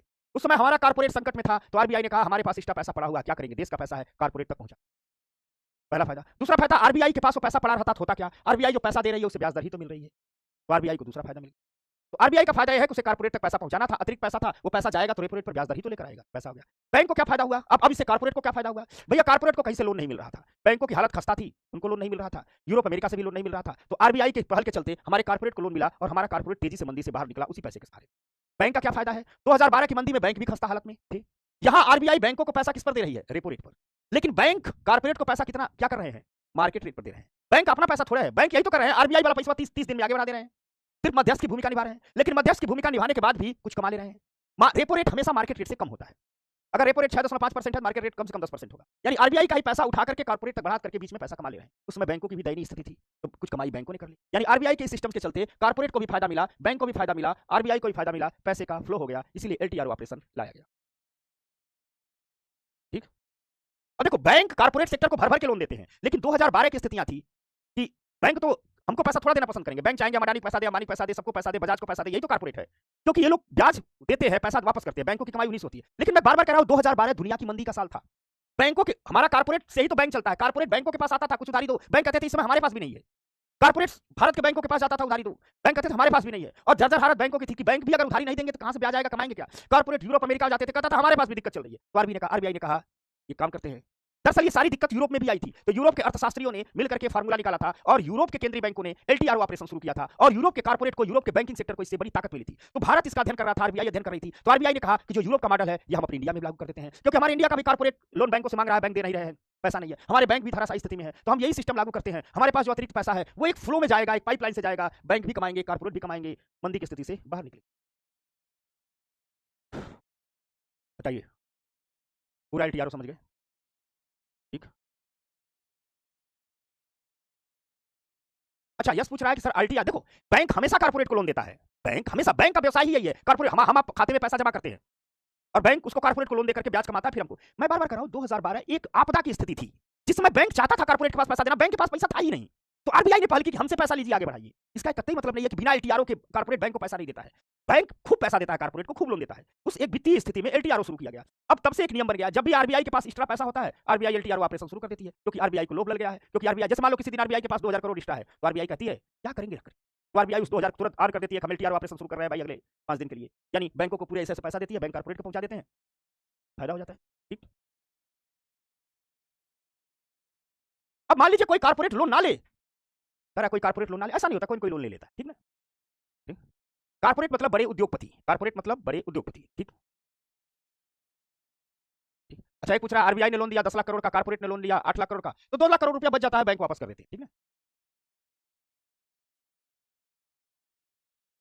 समझ गए। तो 2012 में शुरू तो किया, लेकिन तब से ये सिस्टम बड़ा बढ़िया है, तो आरबीआई ने कहा कब हमेशा करेंगे, तो आरबीआई हमेशा एलटीआरओ करती रहती है। जिस दिन आरबीआई के पास 500 करोड़ आ गया, 200 करोड़ आ गया, 1000 करोड़ आ गया, आरबीआई कहती है हम अपना एलटीआरओ शुरू करेंगे। बैंक भी एलटीआरओ का इंतजार करते हैं, क्योंकि अन्य मामले में बैंक को अपना पैसा लोन के रूप में आगे बढ़ाना पड़ता है, यहां तो दूसरे का पैसा बढ़ा करके ब्याज कमा ले रहे हैं, ठीक ना। और याद रखिएगा, जितने टाइम का बैंक पैसा लेता है उतने ही टाइम का पैसा आगे भी बढ़ाता है। 1 से 3 साल के बीच का ये पैसा देता है, तो 1 से 3 साल का आगे भी।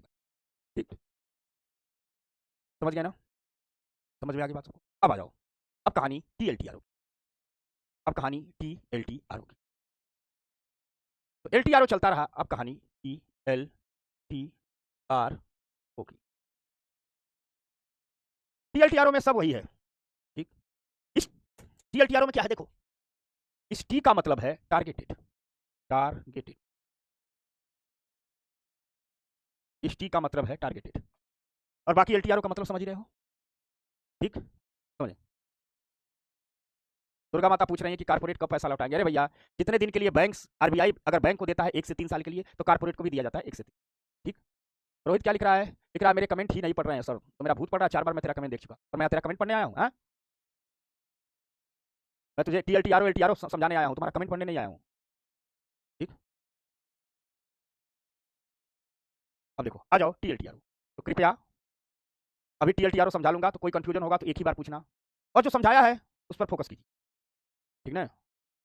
इतनी आसान चीजें ये नहीं है जितनी आसानी से आप लोग समझ जा रहे हैं, ठीक ना, जितनी आसानी से समझ जा रहे हैं। अब एक पूछ रहा है कि इससे बैंक को क्या लाभ होता है। मैंने बताया ना कि बैंक को पैसा मिलता है रेपो रेट पर।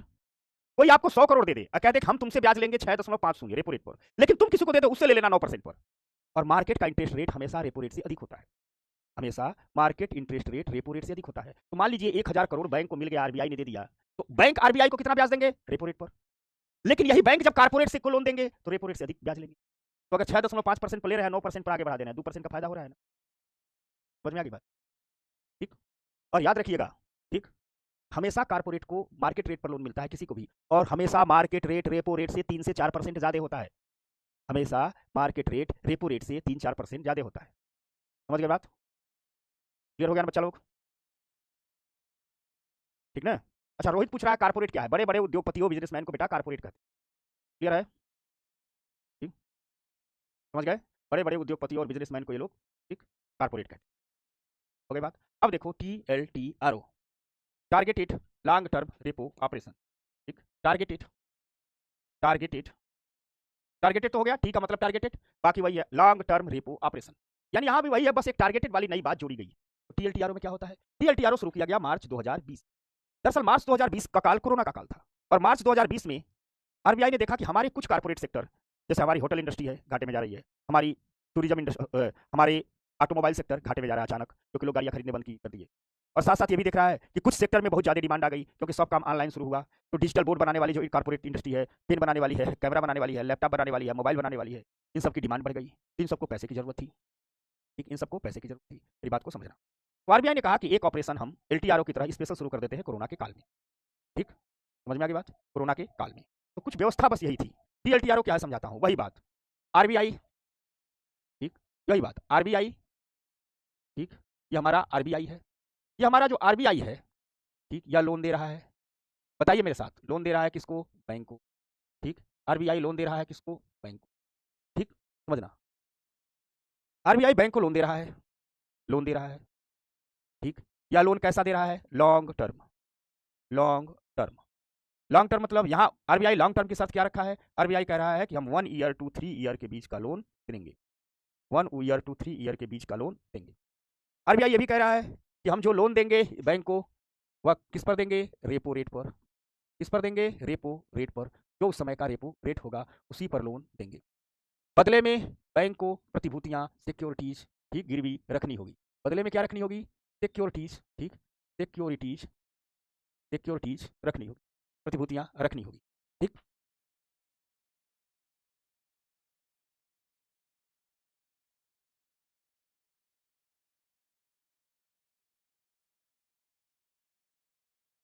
ठीक, चलो, यानी सिक्योरिटीज क्या रखनी होगी? गिरवी रखनी होगी। यही तो व्यवस्था थी, सब व्यवस्था वही है।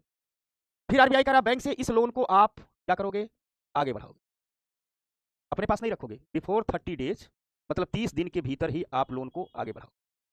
ठीक, लेकिन आरबीआई कह रहा है जिससे अब किस कारपोरेट को दोगे या हम बताएंगे, अर्थात किस सेक्टर के कारपोरेट को दोगे या पहले से टारगेट हम तुमको दे देंगे। यानी आरबीआई कह रहा है बैंक से कि आप टारगेटेड सेक्टर को लोन देंगे, टारगेटेड सेक्टर को लोन देंगे, सेक्टर को लोन देंगे।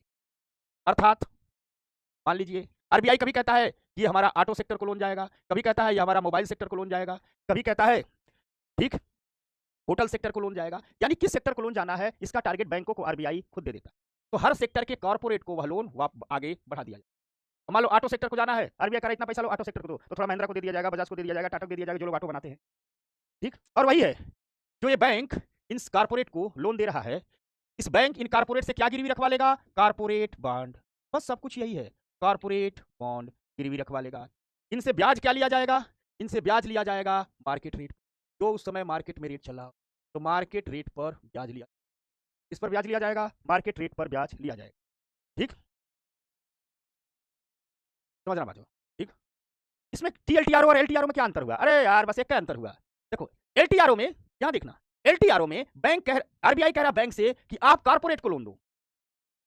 यहां भी कह रहा है टीएलटीआरओ में कि आप कारपोरेट को लोन दो, लेकिन हम बताएंगे किस सेक्टर के कारपोरेट को लोन दो, यानी किस सेक्टर को देना है हम पहले से टारगेट करेंगे, जिस सेक्टर को हम बताएंगे उसी को दे सकते हो, अन्य को नहीं दे सकते। ठीक, जैसे सरकार प्रतिभूतियां छाप के मार्केट से पैसा इकट्ठा करती है, कागज छाप के, जैसे सरकारी प्रतिभूतियां होती हैं, वैसे कारपोरेट सेक्टर भी प्रतिभूतियां छापता है पैसा इकट्ठा करने के लिए, उसे कारपोरेट बॉन्ड कहते हैं। यह एक पेपर का होता है जो पैसा देने के बदले उनसे लिखवा लिया जाता है, ले लिया जाता है, गिरवी रखवा लिया। ठीक ना? क्योंकि मैं कारपोरेट बॉन्ड पर विस्तार से इसलिए नहीं जा रहा हूं कि आपको मैंने 100 बार नहीं, 100 बार तो 10-15 बार समझा चुका होगा कि हमें एक पढ़ना है चैप्टर पैसा और बाजार, जिसमें मनी मार्केट आएगा, कैपिटल मार्केट आएगा और शेयर मार्केट आएगा। हम कैपिटल मार्केट में पूरा बॉन्ड ही पढ़ेंगे। दरअसल आप लोगों ने मुझे इतना परेशान किया बॉन्ड के बारे में, जब से मैंने पूछा, मेरी इच्छा तो है मैं उसको पहले ही पढ़ा दूं, लेकिन दरअसल जब तक बैंकिंग और आरबीआई आप समझे नहीं होते हो तब तक न मनी मार्केट समझ सकते हो न कैपिटल मार्केट। हम मनी मार्केट में यही समझाएंगे, कैपिटल मार्केट में हम यही समझाएंगे सरकारी प्रतिभूतियां क्या होती है, कॉर्पोरेट बॉन्ड क्या होते हैं, इन्फ्लेशन इंडेक्स बॉन्ड क्या होते हैं, कॉन्ग्रेटिव बॉन्ड क्या होते हैं, नॉन कॉन्ग्रेटिव बॉन्ड क्या होते हैं, मल्टीपर्पज बॉन्ड क्या होते हैं, ग्रीन बॉन्ड क्या होते हैं, सोशल बॉन्ड क्या होते हैं। समझ में आ रही है मेरी बात? ठीक, अभी सिर्फ इतना जानिए, जैसे सिक्योरिटी वैसा कॉर्पोरेट बॉन्ड, अंतर सिर्फ इतना है सिक्योरिटी को सरकार छाप के बेचती है, कॉर्पोरेट बॉन्ड को हमारा कॉर्पोरेट सेक्टर छाप के बेचता है। ठीक है, यह एक प्रकार का ऐसा कागज है जिसके बदले पैसा दिया जाता है। समझना बात को। थोड़ी चाय पी लेने दो, तब तक मैं आपके कमेंट बॉक्स को देख रहा हूं, कुछ पूछना हो तो पूछिए।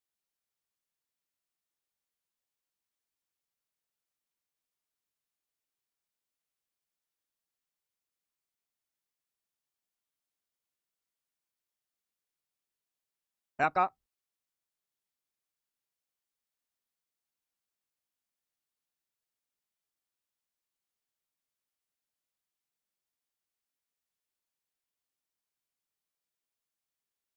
हो गया। तो आप लोग स्क्रीन पर मुझे लिख करके बताइए कि एलटीआरओ और टीएलटीआरओ में बेसिक अंतर क्या है, क्या अंतर है, स्क्रीन पर लिख करके बताइए।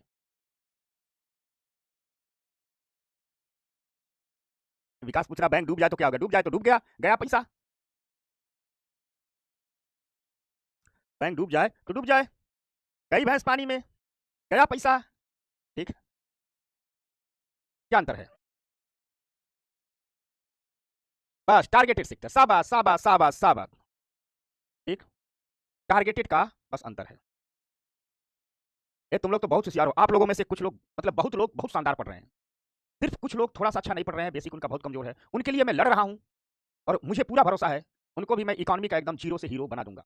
तो जिन लोगों को इकोनॉमी एकदम नहीं आती थी वे लोग बताएं क्या उनको इकोनॉमी समझ में आ रही है, इकोनॉमी का डर समाप्त हो गया, क्या लगने लगा है, क्या कॉन्फिडेंस बिल्डअप होने लगा है? अगर होने लगा है तुरंत बताइए, तभी मैं आगे बढ़ूं। ठीक, वाह वाह वाह वाह वाह वाह वाह वाह। ठीक, वाह वाह शाबाश शाबाश, दिल गदगद हो गया, मन प्रसन्न हो गया, खुश हो गया, मन कर रहा तुम लोगों को एकदम झोली भर भर के आशीर्वाद दूं, पास में होते तो मिठाई चॉकलेट भी खिलाता। वाह वाह वाह वाह वाह वाह। ठीक ठीक ठीक, वाह वाह वाह शाबाश, जिंदाबाद, जबरदस्त, शानदार शानदार शानदार। तुम लोग तो हीरो हो गया, मैं झूठे तुम लोग को डांटते रहता हूँ, लेकिन क्या करूं, जो तारीफ करता हूं तू लोग बदमाशी शुरू कर देता है। ठीक है? रोहित क्या बोल रहा है, बोल रोहित। ठीक, हाँ, इसलिए इसलिए बीच बीच में, ठीक है, बीच बीच में दबाव बना रहना चाहिए। चलो ठीक है, शाबाश।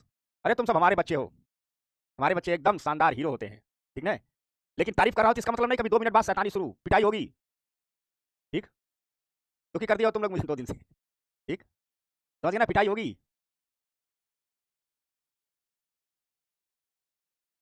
अच्छा, चल आजा, धीरज बेटा आजा।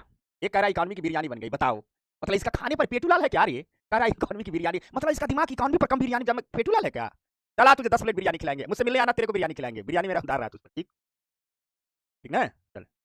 अच्छा, एक अब्दुल्ला क्या कर रहा है, सर पेटीएम कर दीजिए, यही मिठाई खा लेंगे, ये सही है ना? ना हम तुम्हें एकदम हाथ से मिठाई खिलाएंगे, ठीक है, हाथ से मिठाई, दोनों ऑफर रहेगा। मिठाई खाने वाले जब लोग मेरे विद्यार्थी मेरे पास आते हैं पहले उनसे 5 सवाल पूछता हूँ।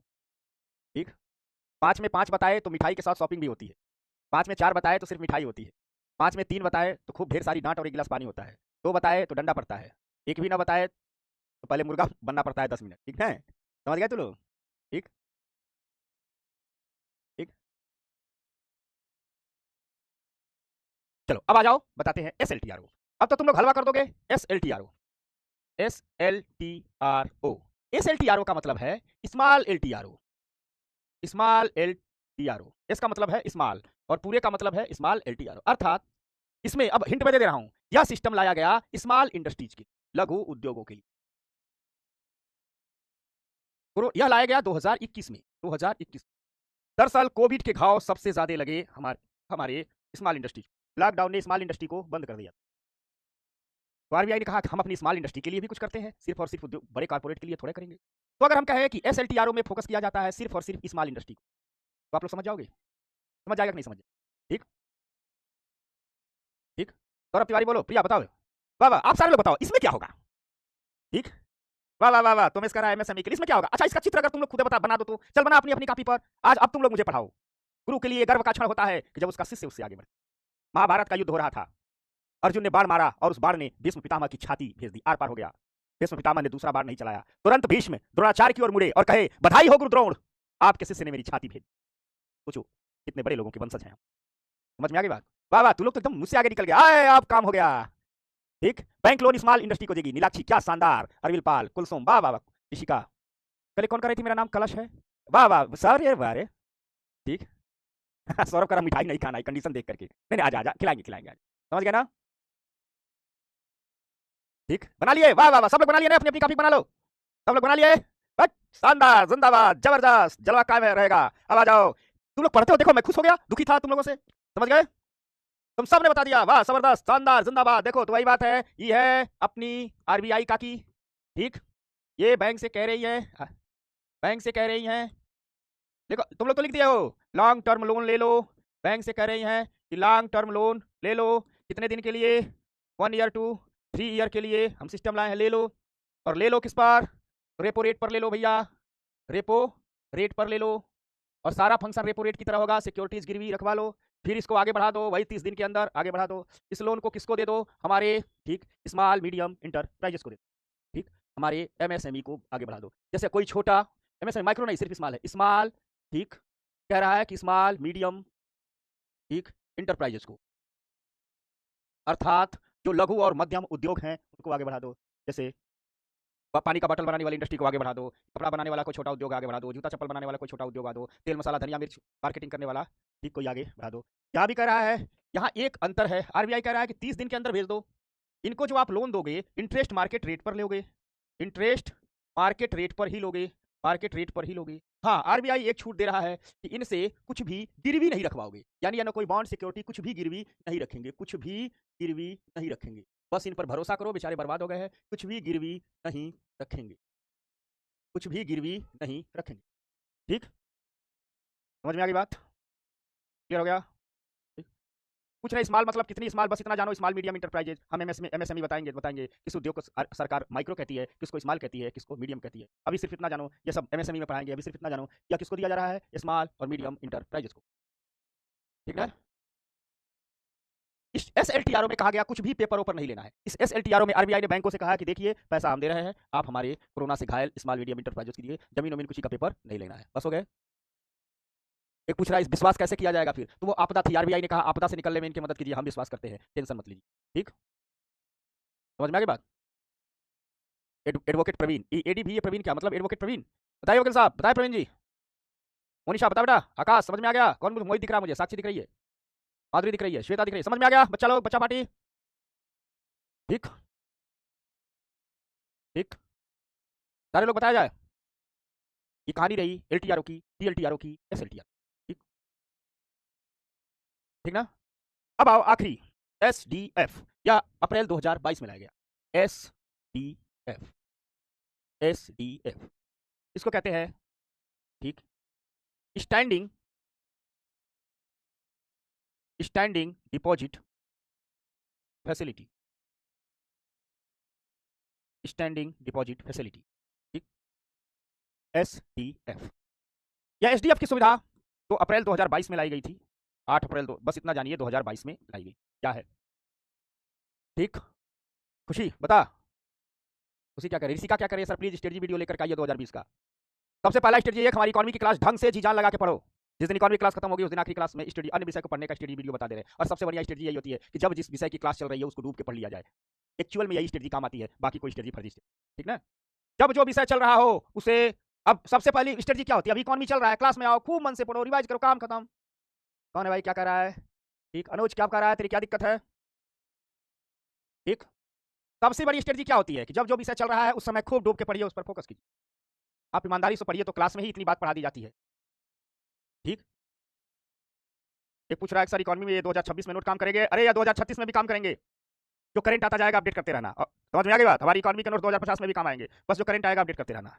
अनुज क्या कर रहा है, अनुज क्या कर रहा है बेटा, समझ गए बात को? अच्छा, स्मॉल इंडस्ट्री के लिए लोन की मैक्सिमम लिमिट 100 करोड़ की होती है, ठीक ना, 100 करोड़ से ज्यादा उनको लोन नहीं दिया जाता। कौन क्या कर रहा है, लक्ष्यदीप सिंह क्या कर रहा है, सर गलत बात है क्या? कहने का मतलब मान लीजिए किसी को 2036 में एग्जाम देना हो, तो अब आज तक की आरबीआई जितने हम पढ़ा रहे हैं, अब यही मॉनेटरी पॉलिसी हम पढ़ा दिए, अब 2036 तक हो सकता है दो एक मॉनेटरी पॉलिसी के नए उपकरण ला दे, नहीं तो यही रहे, तो अगर कोई नया ला दिया 5 साल बाद भी तो वही एक उपकरण जोड़ दीजिए, मॉनेटरी पॉलिसी हो गया, ठीक, समझ में आ गई बात? अच्छा, अमित का इसमें करंट को कैसे जोड़े, तो सबसे पहली बात जान लीजिए, हम पूरा करंट खुद जोड़ के पढ़ा रहे हैं आज तक का। अब देखो मॉनेटरी पॉलिसी में जो सबसे लास्ट काम हुआ है अप्रैल 2022 में हुआ है, और अप्रैल 2022 में भी हम ही सबसे पहले एसडीएफ पढ़ाए थे, हमारा कई विद्यार्थी इंटरव्यू देने गया तो इंटरव्यूअर पूछा था एसडीएफ क्या है, तो मॉनेटरी पॉलिसी में सबसे लास्ट है एसडीएफ, इसके बाद कुछ नहीं है, ये सबसे लास्ट करंट है, पढ़ा दिए। अगर मान लो अगले साल कुछ आ जाए, आपको मान लीजिए अगले साल एग्जाम देना, अगले साल कुछ आ जाए, तो हर साल एग्जाम के 1 महीना पहले हर चैप्टर का करंट अफेयर का तो मैं यूट्यूब पर अपने ही पीडब्ल्यू आईएएस के में वीडियो बना करके डालता हूं, और बिल्कुल क्लास की तरह पढ़ा, वहां चैप्टर वाइज पढ़ाता हूं, डालता हूं, ताकि बच्चा अपडेट कर ले आसानी से। हर साल जब बजट आता है तो इसी यूट्यूब चैनल पर आकर के पढ़ाता हूँ, ताकि हमारा जो पुराने विद्यार्थी वो पूरे बजट को देख ले और एकदम क्लास की तरह। आपको भरोसा ना हो तो क्लास के बाद हमारे PWIS के हिंदी मीडियम के चैनल पर जाइएगा और वहाँ क्लास सर्च कीजिएगा। अभी इसी साल के प्री देने वाले बच्चों के लिए हमने डाल दिया है 1 ईयर करंट अफेयर इकोनॉमी का, और हर चैप्टर से डाला है। समझ में आ गई बात? अब एक पूछ रहा है सुमित कि क्या सर आरबीआई इनको बंद भी कर सकती है? जब चाहे तब बंद कर सकती है। ठीक, जब चाहे तब बंद कर सकती है। तो किसी को 2026 नहीं, किसी को 2036 में देना है, किसी को 2045 में देना है, तो भी हमारे नोट्स काम करेंगे। आरबीआई थोड़ा बंद होगी, ये सब आरबीआई की विशेषता है। जो नया आया रहेगा 2036-45 में तुम लोग नहीं, तुम लोगों का बच्चा देगा। तो 2045 में जब तुम लोग अपना बच्चा यूपीएससी की एग्जाम देगा, तब तक तो हम बुरे हो चुके होंगे, हम पढ़ाएंगे नहीं। तो तुम लोग एक और भी पढ़ा लेना, बच्चे कहना करंट अपडेट कर लो सर। ठीक, समझ गए ना? 2027 पूछ रहा है, 2027 नहीं 2045-47 में जब तुम्हारा बच्चा यूपीएससी देगा तुम सबका, तो उसको भी यही इकोनॉमी पढ़ा देना, कहना बेटवा करंट अपडेट कर लो, बजट से अपडेट कर लो, क्योंकि तब तक मैं तो बूढ़ा हो चुका हूँ ना। ठीक, समझ गए? समझ गया कि नहीं? ठीक,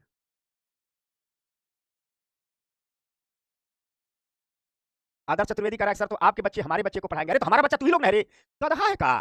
कह रहा सर आपके बच्चे हमारे बच्चे को पढ़ाएंगे, तो हमारा बच्चा तू ही लोग तो है। तो जब तू लोग अपने बच्चे को पढ़ाएगा तो इसका मतलब क्या? हमारे बच्चे ही तो पढ़ा रहे हैं तुम्हारे बच्चे को। हमारा बच्चा कौन? तू ही लोग तो है, आसमान से नहीं है। आ जा। एक पूछ रहा है किसी दिन आरबीआई दिवाला हो गया तो मारूंगा डंडा डंडा। इसका अलग सीन चल रहा है। मुर्गा बनना चाहता है क्या? तो बोल रहा है आरबीआई दिवाला हो गया, मैं पढ़ा रहा हूँ। ठीक, समझ गया? ठीक, चलो इधर आ जा, इधर आ जा। एचडीएफ बहुत आसान है। आरबीआई ने बैंकों से कहा कि यह 1 नाइट की सुविधा है, एक रात की सुविधा है। ठीक, आरबीआई ने बैंकों से कहा, आरबीआई कह रही है, ठीक, आरबीआई कह रही है, समझना। ठीक, आरबीआई कह रही है बैंक से, ये बैंक है, ये बैंक है, बैंक से कह रही है यदि तुम्हारे पास एक्स्ट्रा मनी हो, दिन भर बिजनेस धंधा करो और शाम को अपना हिसाब करो, दिन भर काम करो, शाम को बैंक रात में भी खुले रहते हैं। आपको पता है बैंक 24 घंटे खुलते रहते हैं। अब आपके गांव कस्बे का नहीं, जो बैंक का हेडक्वार्टर होता है 24 घंटे खुला रहता है। दिन में अलग लोग ड्यूटी करते हैं, रात में अलग लोग ड्यूटी। ठीक, देखना, आरबीआई कह रहे बैंक से जो तुम्हारे पास दिन भर के काम करने वाले का एक्स्ट्रा पैसा हो वह हमारे पास जमा कर दो। आरबीआई कह रही है हमारे पास डिपॉजिट करो, जमा कर दो। और जमा कितने दिन के, कितने समय के लिए करो? 1 नाइट, 1 नाइट के लिए, सुबह पुनः ले लो, 1 नाइट के लिए।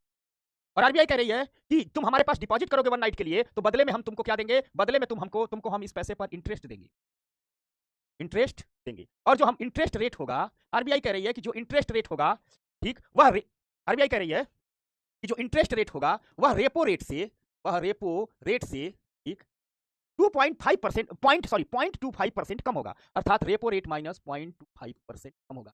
यही इंटरेस्ट रेट एचडीएफ रेट कहलाएगा, एचडीएफ रेट कहलाएगा, और यह पूरा का पूरा फंक्शन कहलाएगा एसडीएफ। अर्थात एचडीएफ और कुछ नहीं है। एचडीएफ के इस फंक्शन में आरबीआई कह रही है बैंकों से कि हे बैंक, तुम्हारे पास दिन भर के काम धंधे के पास शाम को जब तुम्हारे पास एक्स्ट्रा मनी हो जाए तो इस अतिरिक्त मनी को हमारे पास डिपॉजिट कर दो। कब? 1 नाइट के लिए, कल निकाल लेना, कल जो बचेगा वो परसों डिपॉजिट कर लेना, एक रात के लिए हमारे पास जमा कर दो, अपने पास मत रखो। और कह रही है कि इस पैसा जमा करोगे तो हम तुमको ब्याज देंगे, और जो ब्याज दर होगी उस समय की रेपो रेट से माइनस 2.5%, माइनस 0.25% कम होगी। इसको एचडीएफ रेट कहा जाएगा और यही एचडीएफ होगा। अर्थात अगर हम बात करें कि एचडीएफ, अगर हम कह दें कि रेपो रेट माइनस 0.25% बराबर एचडीएफ रेट, एचडीएफ रेट। और ये पूरे सिस्टम को हम कहते हैं, या जो पूरा तंत्र काम कर रहा है इसको हम कहते हैं एचडीएफ। ठीक, क्लियर? आरबीआई कह रही है कि देखिए भाई, यह आरबीआई अप्रैल 2022 में लाई थी। दरअसल हुआ क्या कि कोविड के बाद बैंकों को भर भर करके पैकेज दिए गए आत्मनिर्भर भारत अभियान के तहत। बैंकों के पास एक्स्ट्रा मनी हो गया, वो अंट संठ लोन देने लगे थे, मार्केट में पैसा फ्लो हो गया, महंगाई बढ़ गई, रेपो रेट से अब कंट्रोल ही नहीं होता था, तो आरबीआई ने एचडीएफ का सिस्टम लॉन्च कर। ठीक, ठीक अयूब, ठीक। तो अभी एचडीएफ क्या होगा? तो अभी एचडीएफ होगा 6.5%, 6.25%, क्योंकि 6.50% रेपो रेट है, तो अभी एचडीएफ क्या होगा? 6.25%। ठीक, समझ गए? क्लियर हो गया? स्टैंडिंग डिपॉजिट फैसिलिटी एचडीएफ का फुल फॉर्म है, स्टैंडिंग डिपॉजिट फैसिलिटी एचडीएफ का फुल फॉर्म है। ये है एचडीएफ। एक पूछ रहा है एचडीएफ का, इसमें आरबीआई का क्या फायदा है? आरबीआई का फायदा यही है कि पूरे देश का मौद्रिक सिस्टम ढंग से काम करते रहे, अच्छे से काम करते रहे, बाजार भी काम करे, ब्याज दरें भी काम करे, बैंक भी काम करे, यही आरबीआई का फायदा है। ठीक है, इसलिए आरबीआई ये सब करती है। समान क्लियर हो गया? एक पूछ रहा है गणेश कुमार मिश्रा, ये बार बार पूछता है कि आरबीआई को क्या फायदा होगा? अरे आरबीआई कोई परचून की दुकान थोड़ा है, आरबीआई का काम ही है कि सब तंत्र का अच्छे करे। कोई कहेगा सरकार का क्या फायदा होगा, तो सरकार के का यही काम है कि सब तंत्र अच्छे से काम करे, स्टैंडिंग डिपॉजिट फैसिलिटी। ठीक, बस यही बात है। तो अब आ जाइए सीधे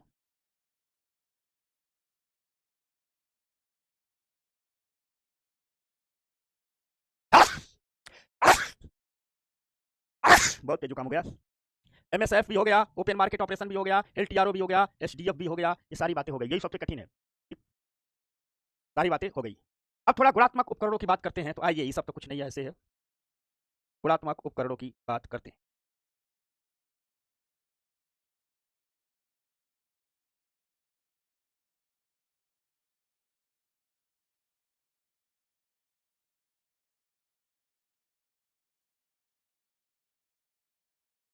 गुणात्मक उपकरण बहुत आसान है, तो आइए समझते हैं। देखिए, गुणात्मक उपकरण, ठीक हो, गुणात्मक साधनों में पहला है साख नियंत्रण, पहला है साख नियंत्रण। इसके तहत आरबीआई लोन की अधिकतम सीमा निर्धारित कर देती है। देखिए कि बैंक बदमाशी कर रहा है, बहुत पैसा इधर उधर कर रहा है, तो हर बैंक को कर देती है तुम मैक्सिमम इतना लोन दे सकते हो, तुम इतना दे सकते हो, तुम इतना लोन दे सकते हो, इसी के कहते हैं साख नियंत्रण। ठीक, कौन, अरे आरबीआई लूट रहा है बोल रहा है, विशाल बोल रहा है कि यानी सर आरबीआई को ही लूटना पड़ेगा। आ विशाल, आ तुझसे मैं लुटवाता हूँ, आजा आजा तुझे, आजा बेटा, आजा आजा तुझे बताता हूँ कैसे, आजा आजा आजा आजा आजा बताता हूँ, सुन, आ ठीक है, आ तेरा कान पकड़ता हूँ मैं ढंग से। बताओ, खतरनाक है ये तो, कोई कहेगा बताओ, हम सोचते हैं हमारा विद्यार्थी अर्थशास्त्री बने, हमारा विद्यार्थी आईएएस बने, आईपीएस बने, अफसर बने, हमारा विद्यार्थी नेता, बेइज्जती करा दिया, बताओ क्या कैसे बन रहा है। हम यहाँ व्यक्तित्व का निर्माण कर रहे हैं, पर्सनालिटी डेवलपमेंट कर रहे हैं, ठीक है, ठीक। इसका तो आ गए, आ जाइए, गुणात्मक साधनों पर बहुत आसान है। तो गुणात्मक साधनों का प्रयोग बहुत कम ही किया जाता है। एक होता है गुणात्मक साधनों में साख नियंत्रण, इसके तहत जो आरबीआई होती है वो लोन की अधिकतम सीमा क्या कर देती है, निर्धारित कर देती है। ठीक, लोन की अधिकतम सीमा निर्धारित कर देती है, एक हो गया, समझ गए।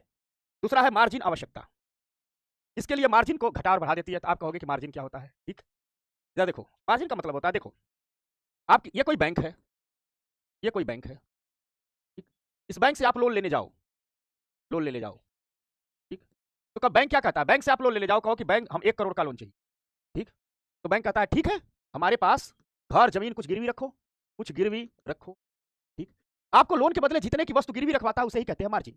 कभी बैंक कहता है कि 1 करोड़ हम लोन तब देंगे जब आप 80 लाख के बराबर का जमीन गिरवी रखो, जमीन, अर्थात 1 करोड़ के लोन के लिए मार्जिन कितना रखा गया है, 80 लाख, यानी 20% का मार्जिन रखा गया है, समझना है, सॉरी मार्जिन 80 लाख नहीं, यानी आपको 1 करोड़ लोन लेना है तो 20 लाख क्या करोगे, 80 लाख की संपत्ति गिरवी रखोगे, यानी मार्जिन क्या है, 20 लाख, या मार्जिन क्या है, कम है, समझ में आ गई बात।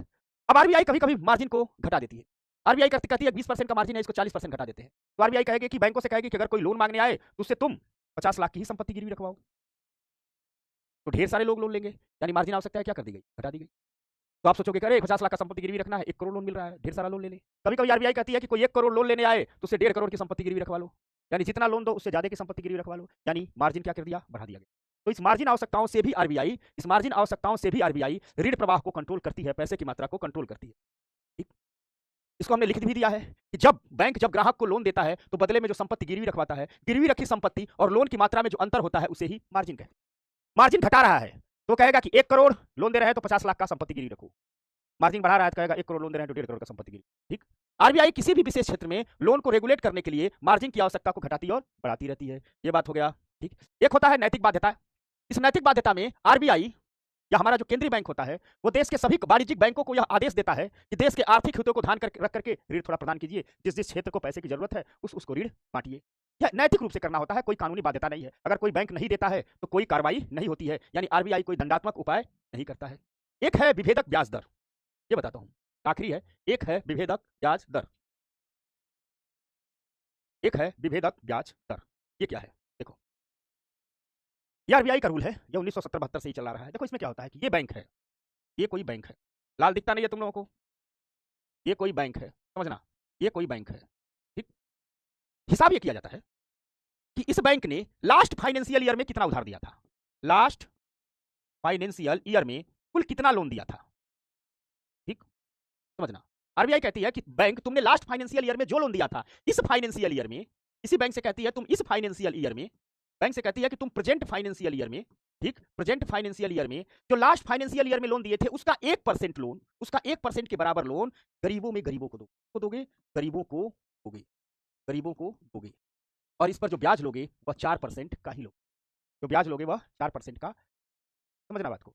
यानी कुछ यूं, मान लीजिए ये एक बैंक है एसबीआई, मान लीजिए ये बैंक है एसबीआई, इसने फाइनेंशियल ईयर 2022-23 में, 2022-23 में मान लीजिए इसने अपना टोटल लोन, ऐसे एग्जांपल दे रहा हूं, टोटल लोन 100 करोड़ का दिया, टोटल लोन कितना दिया हो, 100 करोड़ का दिया। इसी एसबीआई को आरबीआई कहती है, इसी एसबीआई को प्रेजेंट ईयर में अर्थात 2023-24 में अब एसबीआई जो भी लोन दे, जितना भी लोन दे, उससे आरबीआई को मतलब नहीं है। आरबीआई कहती है प्रेजेंट ईयर 2023-24 में तुम जितना लोन किसी को बांटो, तुम्हारा काम धंधा तुम जानो, लेकिन 2023-24 में पिछले साल जो तुमने 100 करोड़ दिया है, इसका 1% के बराबर राशि, अर्थात इस साल जो भी लोन दो वो चलेगा, लेकिन इस साल कम से कम 1 करोड़ का लोन तुम्हें गरीब लोगों को देना होगा। किसको देना होगा?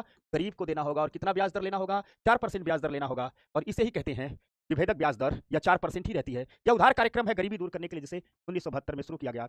ये रहे मॉनेटरी पॉलिसी के उपकरण। अब हम अगली क्लास में बताएंगे मॉनेटरी पॉलिसी बनती कैसे है, आरबीआई का अन्य काम बता करके अगली क्लास में आरबीआई खत्म करेंगे, उसके बाद बैंकिंग की दुनिया को की ओर चलेंगे। तो सब बच्चा बताओ, पढ़ लिए? जितना पढ़ाया समझ में आ गया? डाकू विशाल बता, कहाँ गया डकैत? बता, मैं पढ़ा रहा हूँ, तू लोग कलेक्टर बनेगा, गवर्नर बनेगा, तू लोग कह रहा डकैत बनेंगे। आ डकैत बनाता हूँ तुझे, आओ। हो गया? 4% ईयरली होता है, गरीब को जो ब्याज दर दिया जाता है 4% ईयरली होता है। समझ गया सब बच्चा लोग? तो संडे की छुट्टी मनाओ, दोहराओ, सब आओ, ठीक ना? मंडे को पूछूंगा, ठीक? चलो ठीक है, अस्त करो, अस्त।